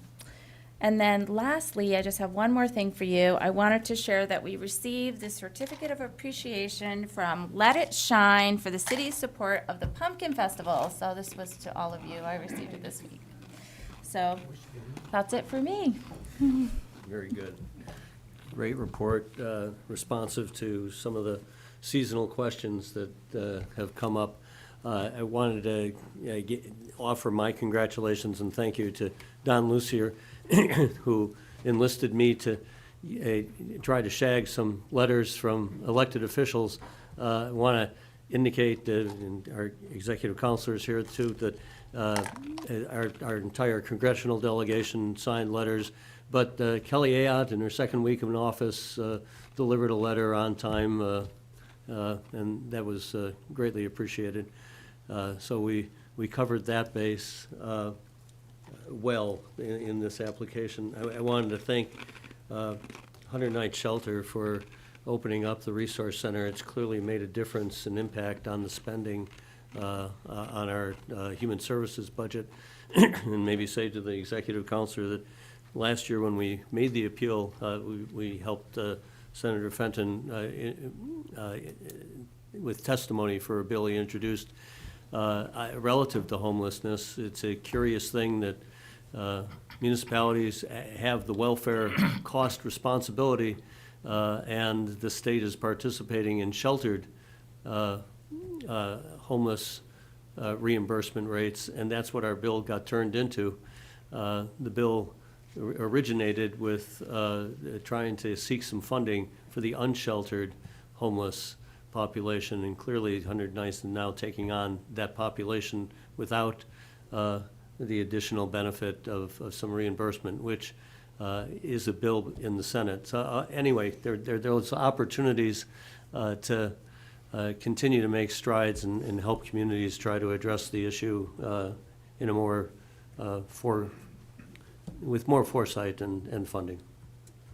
And Councilor Phil. To the city manager, you alluded to the amount of homeless that have come to us this year. Do you have the breakdown at this point, how many are Keene residents, how many are not Keene residents? That's my first question. My second question also, to go along with that, is I know that we build towns that send us, or maybe not sent us, but showed up anyhow. Are we having a particular problem with any towns not paying? Because the word on the street is, I know one or two particular towns that having trouble coughing up $1 or $2. Yeah, great questions. So anyone who is receiving funding from us here at the city, so at our welfare office, our human service office, those are Keene residents. Or if they're not Keene residents, and we are billing the community from which they came. And we are having success with most, but we do have a few that have pushed back. We created a partnership with SES, who is also getting clients from all over and having difficulty getting financial contributions from the communities that we're sending them their way. And so for the most part, people are paying, but we have a few. Manchester's a big community. They have a lot of shelters, and they feel they're doing their share. And so they've not been excited about participating in this. There's been another small town, I won't name out the town, but that has also pushed back and denied when we were assisting a client. And that really is what led us to try and find a way to close a loophole in terms of how they were calculating whether or not to deny the individual. This person was receiving $1,300 in disability, and they denied them, and so we didn't get any reimbursement from them. So we're going to continue to work to fill those types of loopholes that we're finding, but we have had success from most. And some communities have reached out to us and said, they appreciated that because they felt that they wanted to do their part and they didn't have a place to put the individual in their own community, and so they were okay with financially supporting them here. So it's been a mix, but I think every year we are going to have to continue to try to fix the loopholes that we find. My initial question was how many are non-Keene Oh, residents? sorry, yeah, so for the shelters, it was 46 are from Keene, 46%. 54 not from Keene. Correct. Thank you. And Councilor Roberts and Councilor Favelis. I know you said about 11% were from out of state. Is there any way that we can get reimbursement from the out of state, or we're just out of luck? Yeah, I mean, we do try. So when we get someone who's from out of state, we will reach out to that community. It's a mixed bag. We don't, obviously the legislation is only for New Hampshire communities, and so it doesn't cross the borders. But we still try. Councilor Favelis. Thank you. Just a quicker and maybe easier question to answer. You had mentioned some progress being made on compliance with the parking ban, and I wondered if you or maybe the Public Works Director had an update to share on whether it's a parking ban folks should be aware of currently or into tomorrow. Oh, there's a parking ban tonight, I do believe. Yes, yes, yes. That runs until 6 a.m. 6 tomorrow? a.m., yeah. And I'll just add a little, at first we had a time, and that was really confusing, so we went back to the regular time that we were normally getting people off the streets, and that's worked much better, so. Yeah. And I think it's 12 to 6 a.m. or something, 1 to 6 a.m., 1 to 6 a.m. Okay. A lengthy but worthwhile report. Thank you. You're welcome. Moving on to boards and commissions, we have some resignations. We'll take these all at once. So these are resignations that came in without a personal signature, so when that happens, we ask the staff liaison of the board to sort of front a memorandum. So that's the 5 of them. So we have Steve Tarbox, very recent confirmee to the Zoning Board of Adjustment. needs to submit his resignation. Michael Winograd, who's been serving on the Energy and Climate Committee, is resigning.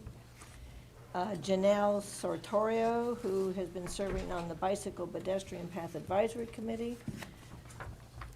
And Russell Zulo, who's been serving on the Ashwillet River Park Advisory Board. And finally, Deborah LeBlanc, who's been serving on the Conservation Commission. And Counselor Greenwald for a motion. It is on. Thank you, Your Honor. Move to accept the resignations and please communicate thanks for the service. Second. Moved by Counselor Greenwald, seconded by Counselor Bosley. All those in favor of accepting the resignations? Motion's approved unanimously. Thank you very much. Going on, we have two more time items. They are both coming out of Municipal Services Facility and Infrastructure Committee. One dealing with a proposal to implement a protection of streets program. This is through the Public Works Department. And the second one being the master box ordinance coming out of fire. Right, and more time will be granted to the committees for consideration. We have two ordinances for first reading. The first is a floodplain appeals and variance process ordinance, which is ordinance O-2505, relating to floodplain appeals and variances. And this is a first reading. The item will be referred to Planning, Licenses, and Development Committee for their consideration. And our second ordinance for first reading deals with a stop sign on Gilsum Street. And that ordinance is ordinance O-2025-06, relating to the installation of a stop sign on Gilsum Street. And that will be referred to Municipal Services Committee. Thank you. And we have two ordinances for second reading, both coming out of Municipal Services. Our first is the installation of a stop sign on Jennison Street. Committee is recommending adoption, and we have ordinance O-2025-04. I recognize Counselor Greenwald for a motion. Thank you. Move the adoption of O-2025-04. Second. And recognize Counselor Filio for the committee. Yeah, pretty simple, just a second reading for a stop sign on the corner of Jennison Streets and Foster Street. Committee voted 4-0 to approve it. Hope you will also. No further questions? All those in favor? Oh, Roll. need a roll call, Roll call. sorry. Counselor Bosley? Yes. Counselor Tobin? Yes. Counselor Remy? Yes. Counselor Filio? Yes. Counselor Williams? Yes. Counselor Haas? Yes. Counselor Jones? Yes. Counselor Madison? Yes. Counselor Roberts? Yes. Counselor Favelis? Yes. Counselor Lake? Yes. Counselor Workman? Yes. Counselor Chadbourne? Yes. Counselor Powers? Yes. Counselor Greenwald? Yes. Our second ordinance is also coming out of Municipal Services, is ordinance O-2024-16A, relating to designated loading zones and bus loading zones. Counselor Greenwald for a motion. Move the adoption of ordinance 0-2024-16A. Second. Counselor Filio for the committee. Thank you. Okay, this has been an ongoing, continued discussion, as a lot of you probably know, about loading in bus zones, Gilboa Ave, Roxbury Street, Central Terrace, and West Street near the library. Committee voted 4-0 to approve. And normally I'd think this is going to be a slam dunk, but I believe our chairman of the committee, who was in warmer places at the time, might have a disagreement on that. I'd recommend that we vote in the affirmative, but I'm sure we might hear some comments to the contrary. Thank you. Is that a offer of, we will recognize Counselor Greenwald. Oh, my misguided committee. Without my wisdom, I'm sorry. No, I'm sure that you had reasons. Every once in a while, we run into a situation where a request comes, we don't really know why or where, and in this situation, the requester is no longer even in the community, as I'm informed. It came about requesting terminating the loading zone on Roxbury Street in front of Central Square Terrace. I drive that at least twice a day, maybe 4 times a day. Yes, it's a lot of activity there. But what is the activity that's going on? It's not just the little friendly bus pulling up. It's the residents of Central Square Terrace unloading their goods in and out. People that cannot walk that far. You know, in committee there was talk about that the need for this is for the disabled. Well, these are individuals that are less abled and they cannot walk the distance to the parking lot, cross the street, and then upstairs. They need that loading zone for themselves. In addition, that loading zone is there for deliveries for the businesses, for the mail, for the fire department, well, the fire department can go wherever they want, but all the people in and out, they need the loading zone. And for the friendly bus to have that for their sole use just doesn't work. Policing of this is ridiculous. The police are not going to stand there and chase all these residents that are going to keep using the space. It needs to stay as it is. So what I'm saying is it's not a problem. It might be a little inconvenient. The friendly bus might have to sneak up on the outside, but it does work. That's where this all began. And then we have the West Street loading zone, bus zone, whatnot. Again, no problem. I bet most of you have never really even noticed this, but it is a convenient place for people that want to dash into the library, in and out, and just to reserve it for the bus, I don't think is really all that useful. And the final one is on Gilboa Avenue. Again, not a problem. So what I'm urging is that leave it alone. We don't need to change things.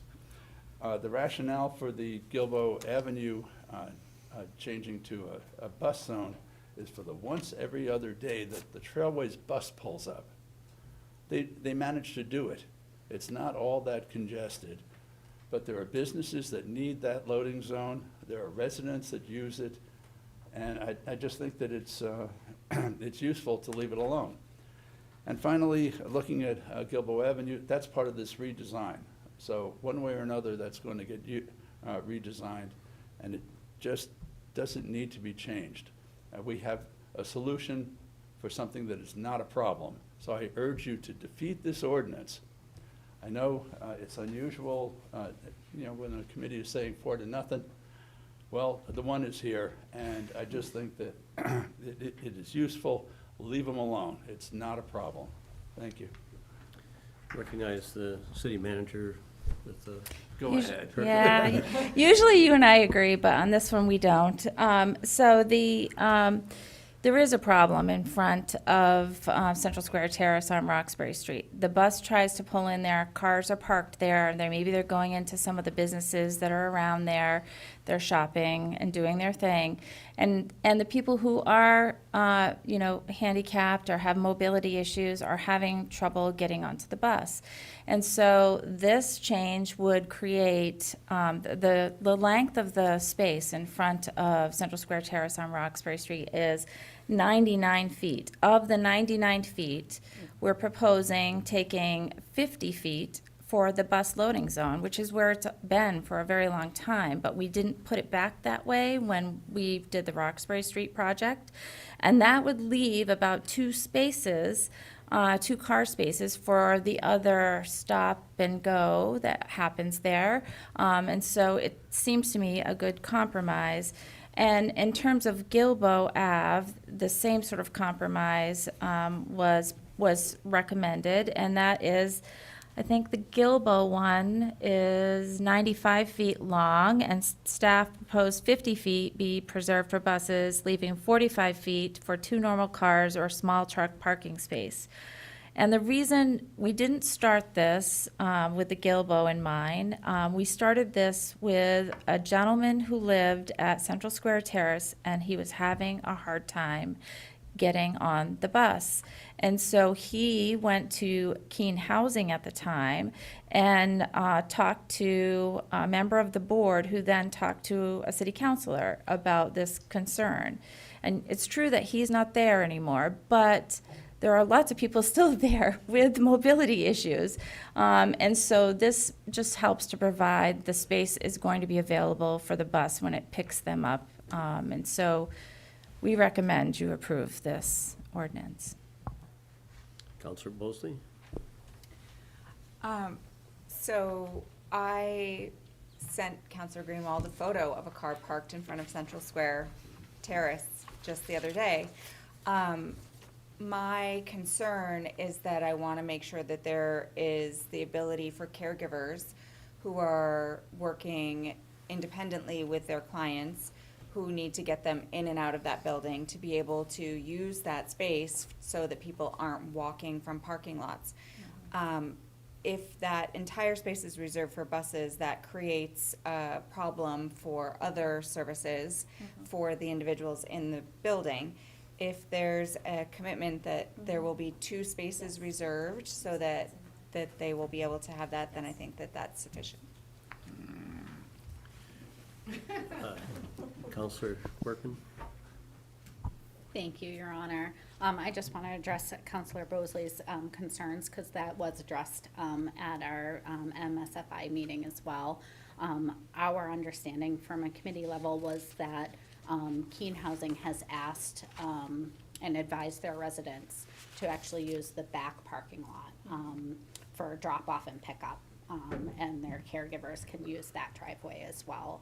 And there is a designated spot there for loading purposes for just those tenants as well. So and my hope, and I know the city council and the city manager doesn't have a lot of weight here, but if we can just make a couple of calls to Keene Housing and maybe some of the local caregiver agencies in the area, just to inform them and their staff so that everyone is on the same page, so that it's not just the individual consumers of services that are left to inform their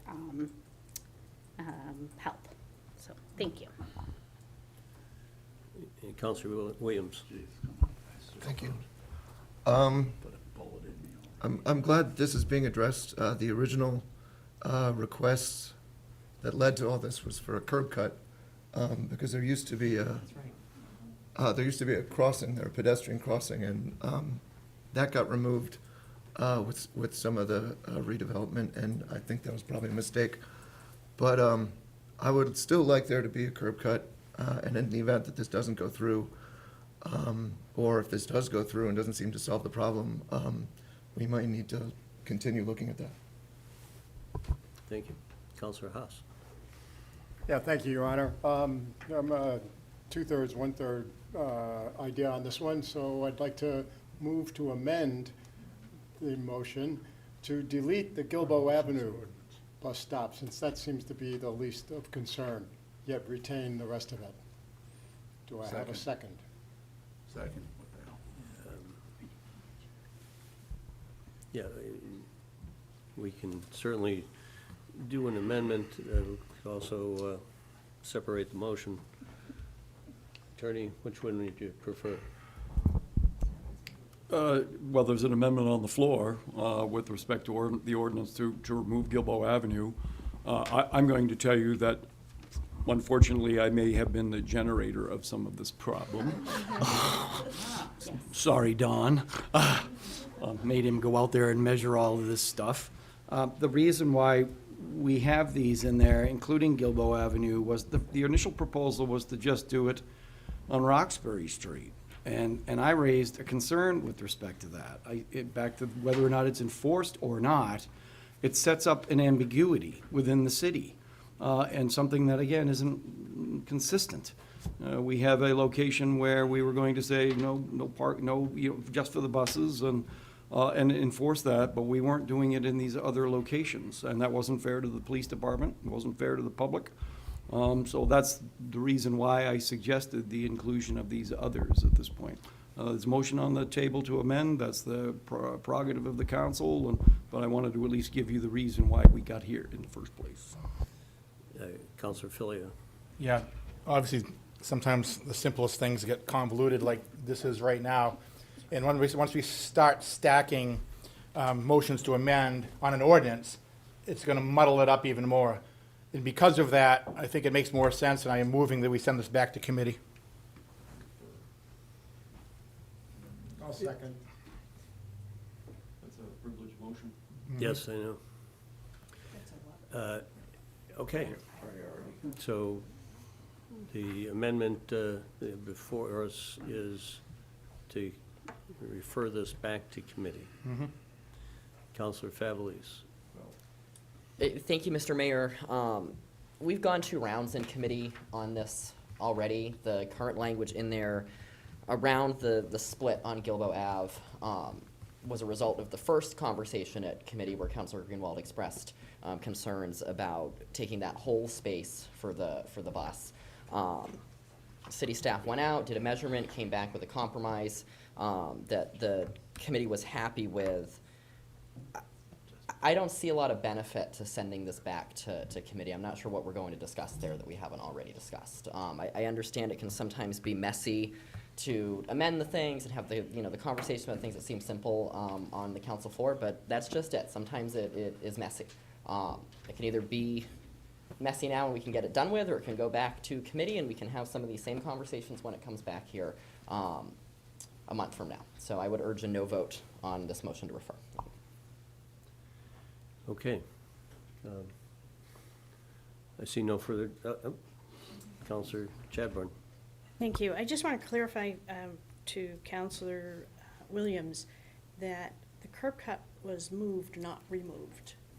I think that's significant.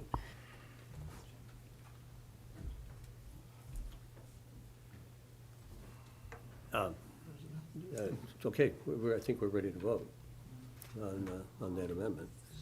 It could be show of hands if To we. refer back to committee. But, right, to refer back to committee, or somebody could ask for a roll call, but that hasn't happened. Back to committee. So we show of hands, sending it back to committee is the amendment. All those in favor? And please keep your hands up. We got 5. Thank you. All those opposed? That's 10.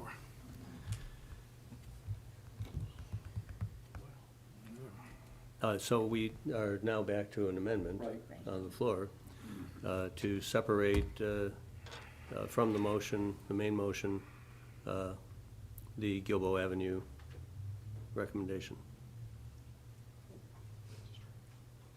Could you go over? Sorry? One more Can you time? just We have an amendment to remove the Gilbo just Avenue clarify it? Yeah. from the motion, which leaves us with the other 3 stops. Two, not the library. Library and Roxbury. West Street, Roxbury, and Gilbo were the 3. Okay, leaves us with 2. Just a point of order, Your Honor, this is to the city attorney, does this make this a B version? It would make it a B version. Thank you. No, this is an A. This is not a. It's an A. Is it an A already? Is it? It is A. Yes, it's an A. This makes Yes, it a is B an A. version? B version. Okay, here we go. And so clarify what a B version would require. The B version, unless it's a, sort of, as you know before, Scrivener or something that's not really substantive, you don't have to have another version of the ordinance. But this is substantive because it removes 1/3 of the It goes. ordinance, basically. And so the next step in the process? No, you can deal with it tonight. We amend it, and Yep. it is a final Yep, action? you can deal with it. Okay, very good. It's clarified for everyone? Okay, again, show of hands. All those in favor of amending the motion to delete any recommendations for Gilbo Avenue? Got 4 votes. That was Jones, Haas, Powers, Greenwald. Call the question. All those opposed? Is the other 11 counselors? Okay, we're back to the main motion. Counselor Tobin. Thank you. I actually had the same concern that Councilor Bosley did about vehicles, and I just double-checked the language in here. Community transportation, it was defined, I believe the RSA was listed in that, and so RSA 239B1A. in this chapter, community transportation means services that address all transit needs of a community, including general and special populations such as persons with disabilities and seniors. So my understanding would be that that would be included. So that is a permitted use in a transportation pickup zone? Is that? Think we. That's a legal interpretation. I can't tell you for sure, because that sounds like a legal interpretation, but I do think what Counselor Bosley had asked, as long as there were 2 spaces still available for that type of use, and there would still be 2 spaces available with that, for that type of use. Your Honor. Counselor Bosley.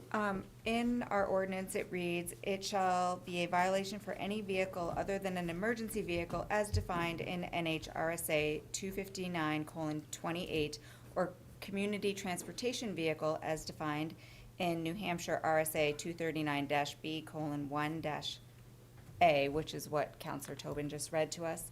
So it does appear as though a vehicle assisting a senior would be legally allowed to use a bus zone. Good clarifications. Thank you. And Counselor Jones, Counselor Madison. Just for clarity, Mr. Mayor, now that the amendment didn't pass, we're back to an A version. We are. We're back to what was presented in the motion. Counselor Madison. Thank you, Your Honor. I'm going to call the question. Thank you. If there's no objection to the question, we'll vote. All those in favor? Roll now. Oh, I'm sorry, that's right. We are now. All those in favor of this, you will vote yes. If you are opposed, you will vote no. Counselor Clerk will Bosley. call the roll. Yes. Counselor Tobin. Yes. Counselor Remy. Yes. Counselor Filio. Yes. Counselor Williams. Yes. Counselor Haas. Yes. Counselor Jones. Yes. Counselor Madison. Yes. Counselor Roberts. Yes. Counselor Favelis. Yes. Counselor Lake. Yes. Counselor Workman. Yes. Counselor Chadbourne. Yes. Counselor Powers. No. Counselor Greenwald. No. I was gonna do the Soul Man song. All Just right. remember, every one of those needs a sign now that's gonna get knocked over. All right. Motion is carried, 13-2. And we'll move on. On to resolutions. So our first one is relating to the office of city treasurer, which has been sort of a combined position with our finance director, and we're looking for your action on this resolution for tonight. And it is Resolution R 2025-03, a resolution relating to the office of city treasurer. And I'm going to recognize Counselor Powers for the motion. Thank you, Your Honor. Move for the adoption of Resolution 2025-03. Second. Yeah. Moved by Counselor Powers and seconded by Counselor Bosley. Counselor Powers. Required because of retirements, and we put a stop to that. So welcome, and you're going to stay a while. Thank you very much. Seeing no further discussion, is this a roll call? Show. Thank you. All those in favor of the motion? Motion carries unanimously. Thank you, congratulations, carries. Our You second got your first positive vote from the council.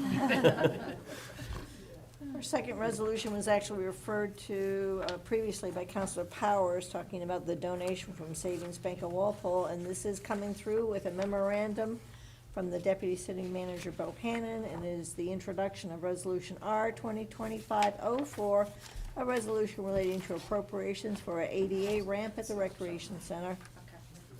And Counselor Powers for a motion? It's finance. It's a Order referral. finance. Oh, this is getting referred. Yep. Okay, never mind.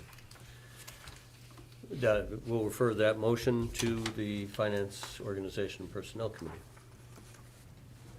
And our next item, a resolution, R 2025-05, is coming under a memorandum from Brian Ruoff, our city engineer. It has to do with appropriation of funds for sewer main lining, and it is Resolution R 2025-05, a resolution relating to appropriations for the sewer main lining program. And we'll refer that to the Finance Organization and Personnel Committee. Another one from the city engineer, this one dealing with appropriation of funds for sewer manhole lining, contained in Resolution R 2025-06, a resolution relating to appropriation for the sewer manhole lining program. And that too will be referred to the Finance Organization and Personnel Committee.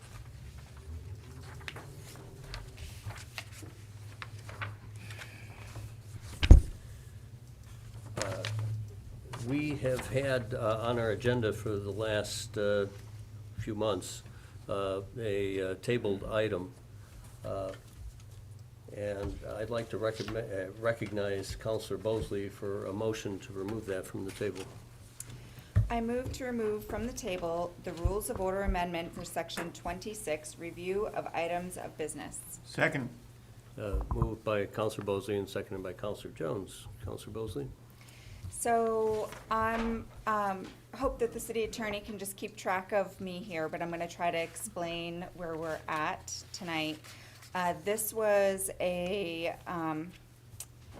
some language that was submitted to the Planning Licenses and Development Committee, and it initially referred to communications that were coming in. It referred to an amendment to the rule that would give a definition to what we would do with the communications coming in that were not germane to either the state of New Hampshire or to the city, or to things that the city council may lack authority to take action over. And so at the committee, back when we had originally reviewed this, there was some conversation about the language that was submitted at the time, and there was a request by a split member of the committee to ask the city attorney to draft an additional change to the language that was presented to council and then reviewed by the committee. The night that that request came before you, there was a conversation that had started in regards to whether or not the change that was being requested by Councilor Williams was in the direction that the council wanted to see this rule go. And we had an amendment by Councilor Remy to bring this back to the original language that was originally presented to PLD. Tonight, we're gonna discuss that amendment by Councilor Remy, and if that amendment passes, then we will be voting tonight on whether to adopt the original language submitted to PLD. If that amendment does not pass, then we will be looking at the original motion coming out of PLD to request the city attorney to draft additional revised language for this. If we choose to not draft additional revised language, this fails and we go back to the rule that we have been working with in our rule of order for the last several years. We've had some conversation over time about this. Councilor Filio has pointed out that we have a system that works.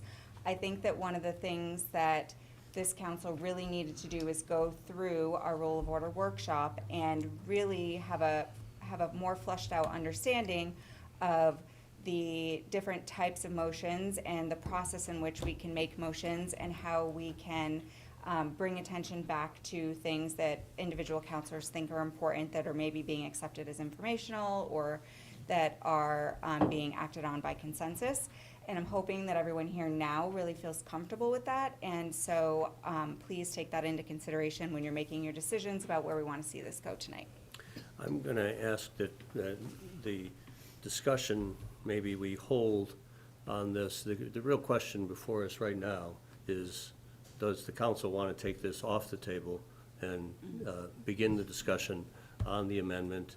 Because that's where we stopped the conversation. That's where the tabling motion was presented. So if you'll allow for that to take place. It's not a debatable motion. Yeah, thank you. Then let's see a show of hands All those in favor of removing this item from the table, raise your hand. 1, 2, 3, 4, 5, 6, 7, 8, 9. 9 votes in favor. All those opposed? 1, 2, 3, 4, 5, 6. So the item is removed from the table. We are back to the amendment offered by Councilor Remy. And at this point, I'd like to recognize Councilor Remy to address Thank you, his Mr. Mayor. amendment. Thank to you, the Mr. motion. Mayor. So the motion's already been made and seconded by Councilor Bosley before it went onto the table, so to speak. Just want to clarify and remind folks what my opinion on this amendment was and why. So I think the language that we were presented for that first reading on October 17th, it was a while ago, what I liked about it is it didn't really actually change anything about our process. It just made it more clear if a member of the public was going to read it, what that process was. It doesn't actually make us do anything differently than we're doing today. We still accept them as informational just like we are today. It adds in language, and I'm going to read it just because I don't think we have a copy of it with us today. We do. I'm sorry. I don't But we have do have in item 11, L1, the end of your packet. Oh, it's in the packet. We have online packet. The item. So if you're looking at your online packet, it's there, but just for the sake of, it's not very long, but communications requesting that the city council consider matters that are not germane to the state of New Hampshire or the city, or over which the city council may lack authority to take action, shall be placed on the city council agenda for a determination by the city council as to whether or not to accept the communications as informational. It just is the same policy we have. It just makes it really clear to the public that if it's not germane, we can take it as informational. That's why I like this amendment. I'll be honest, if this doesn't go through, the last thing I want to do is vote on every single one of them on accepting as informational. So if this doesn't go through, I'm going to vote no on the main motion. So I'm asking for this because I think it makes it clear to the public, but I'd rather keep what we have than, I'd rather keep this, but if not this, I'd rather keep what we have. Thank you. Councilor Williams? Hi, I'm not gonna rise to speak, I'm kind of a mess. I think we should just let this thing die. The public doesn't want it. Why are we doing this? There's a lot of bad blood behind this. I just want that to go away. I think, this is the result of, what I would consider a mistake that you made, Mr. Mayor, about 10 months ago, to not listen to some constituents who had something to bring to us. And, if we'd listened to them at the time, that would have been over in a 2-week cycle. And instead, here it is, 10 months later, we're still talking about it.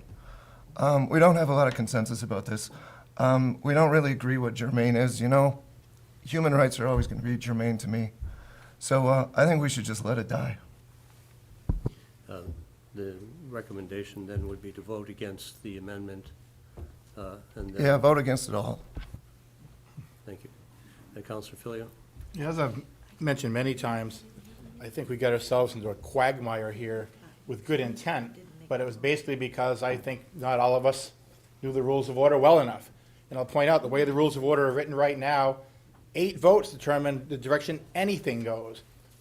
And even the word non-germane. If 8 counselors decide it's germane, or 7 say it's not germane, even with that said, the rule of order still depends on 8 votes. So, we're complicating something that's not broken. Even with all due respect to Council Williams, which it goes all the way back to that night when he didn't get a second. Well, for those that were perturbed that it wasn't discussed that night, all it took was one of 14 people to say second. And then it would have been brought up between him and the mayor. 8 votes would have determined which way it goes.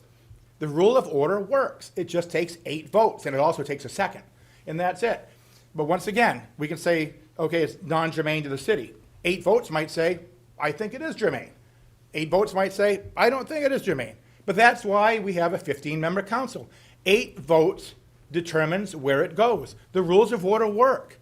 Even if you change it, 8 votes can still ignore it, okay? So the rule of order works.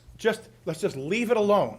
It's just, if you're not sure about the rules of order, learn them a little bit better, because they work and they're there for us to make it to the work. You disagree with the mayor, you challenge the mayor, you get 8 votes, his ruling goes down. Simple as that. The rule of order is simple, you just need to learn them. Thank you. So the clerk Counselor, has, I'm looking for you to make a motion. the clerk is needing a new motion, that motion to be repeated, put on the floor. All right, so It's on the floor. it was still on the floor from the last meeting, but as a reminder of what I said at the last one, I move to recommend the adoption of the amendments to section 26, review of items of business, as originally presented for first reading on October 17th. I believe you seconded me last time. Correct. I seconded. Okay, so the amendment's moved by Counselor Remy, seconded by Counselor Bosley. And if there's further discussion, not seeing any, okay. Can I ask for a roll call? Sorry. You can. Is there a second to the roll call? Can you turn on your microphone, please? Doesn't even, No, can't. if I ask for it, it's, you have to. Everybody okay with the roll call? Okay, we'll just do the roll call. Counselor Bosley, No. Counselor Tobin, No. Counselor Remy, Yes. Counselor Phillips. No. Counselor Williams, No. Counselor Haas, No. Counselor Jones, No. Counselor Madison, No. Counselor Roberts, No. Counselor Bob No. Counselor Lake, Yes. Counselor Workman, No. Counselor Chadbourne. No. Counselor Powers, No. Counselor Greenwald, No. I think that's 13 noes and 2 yeses. The amendment fails. We're back to the main motion, which is to direct the city attorney to prepare a change to the rules on section 26. I remind us that that motion is going to take a 2/3 vote on a roll call. No.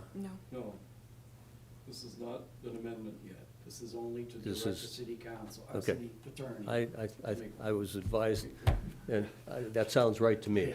Okay, I'll go with that. And if you don't mind, Your Honor. Yes. Counsel, just to make sure we clarify, you have to read the background notes in the PLD meeting where that occurred to sort of understand what the city attorney was kind of directed to do. And that went back to Counselor Williams's point about having to require a vote with respect to the non-germane aspects of it. That was what was in the background minutes. We talked about it that night, and then the discussion was to request that I flesh that out based upon the background minutes at that point, so, just to be clear. So, a motion in favor of a vote in favor of this would direct the city attorney to do that. The vote against leaves us with the rule as it's currently written. Yes. And Councilor Filio. I'm going to stand and repeat myself. Let's just leave it alone. And let's not keep burying the city attorney with needless work. He wants to retire without all this garbage on his desk. Once again, the rules of order work. Even if you send it to the city attorney and it brings it back, you're just going to complicate something that already works. Leave it alone, go with what works, and let the city attorney do something else. Yeah. Thank you. Councilor Jones, still? No? No, it's been said, thank you. Thank you. Councilor Madison. Thank you, Your Honor. Yeah, at this point, I'd have to agree with Councilor Filio. I think it's time for us to move on. It's 9 o'clock. I have to pee. And I think everyone here wants to discuss this more as much as we want to see another Kansas City Super Bowl. So, call the question. Thank you, Councilor. No objection to that? We can do this by show of hands, yes. I think we've got a sense of the council. All those in favor of directing the city attorney to prepare a motion for further consideration? I see none. All those opposed? Yay.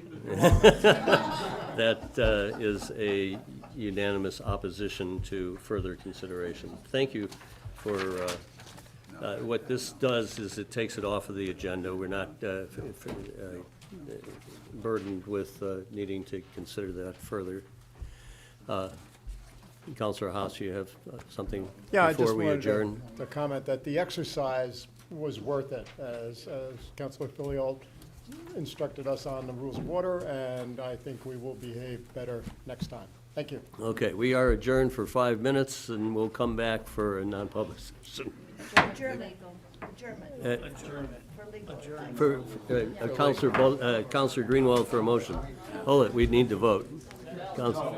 Adjournment for legal, it's no longer a meeting anymore. Okay, good. I still need 5 minutes? So does Ben.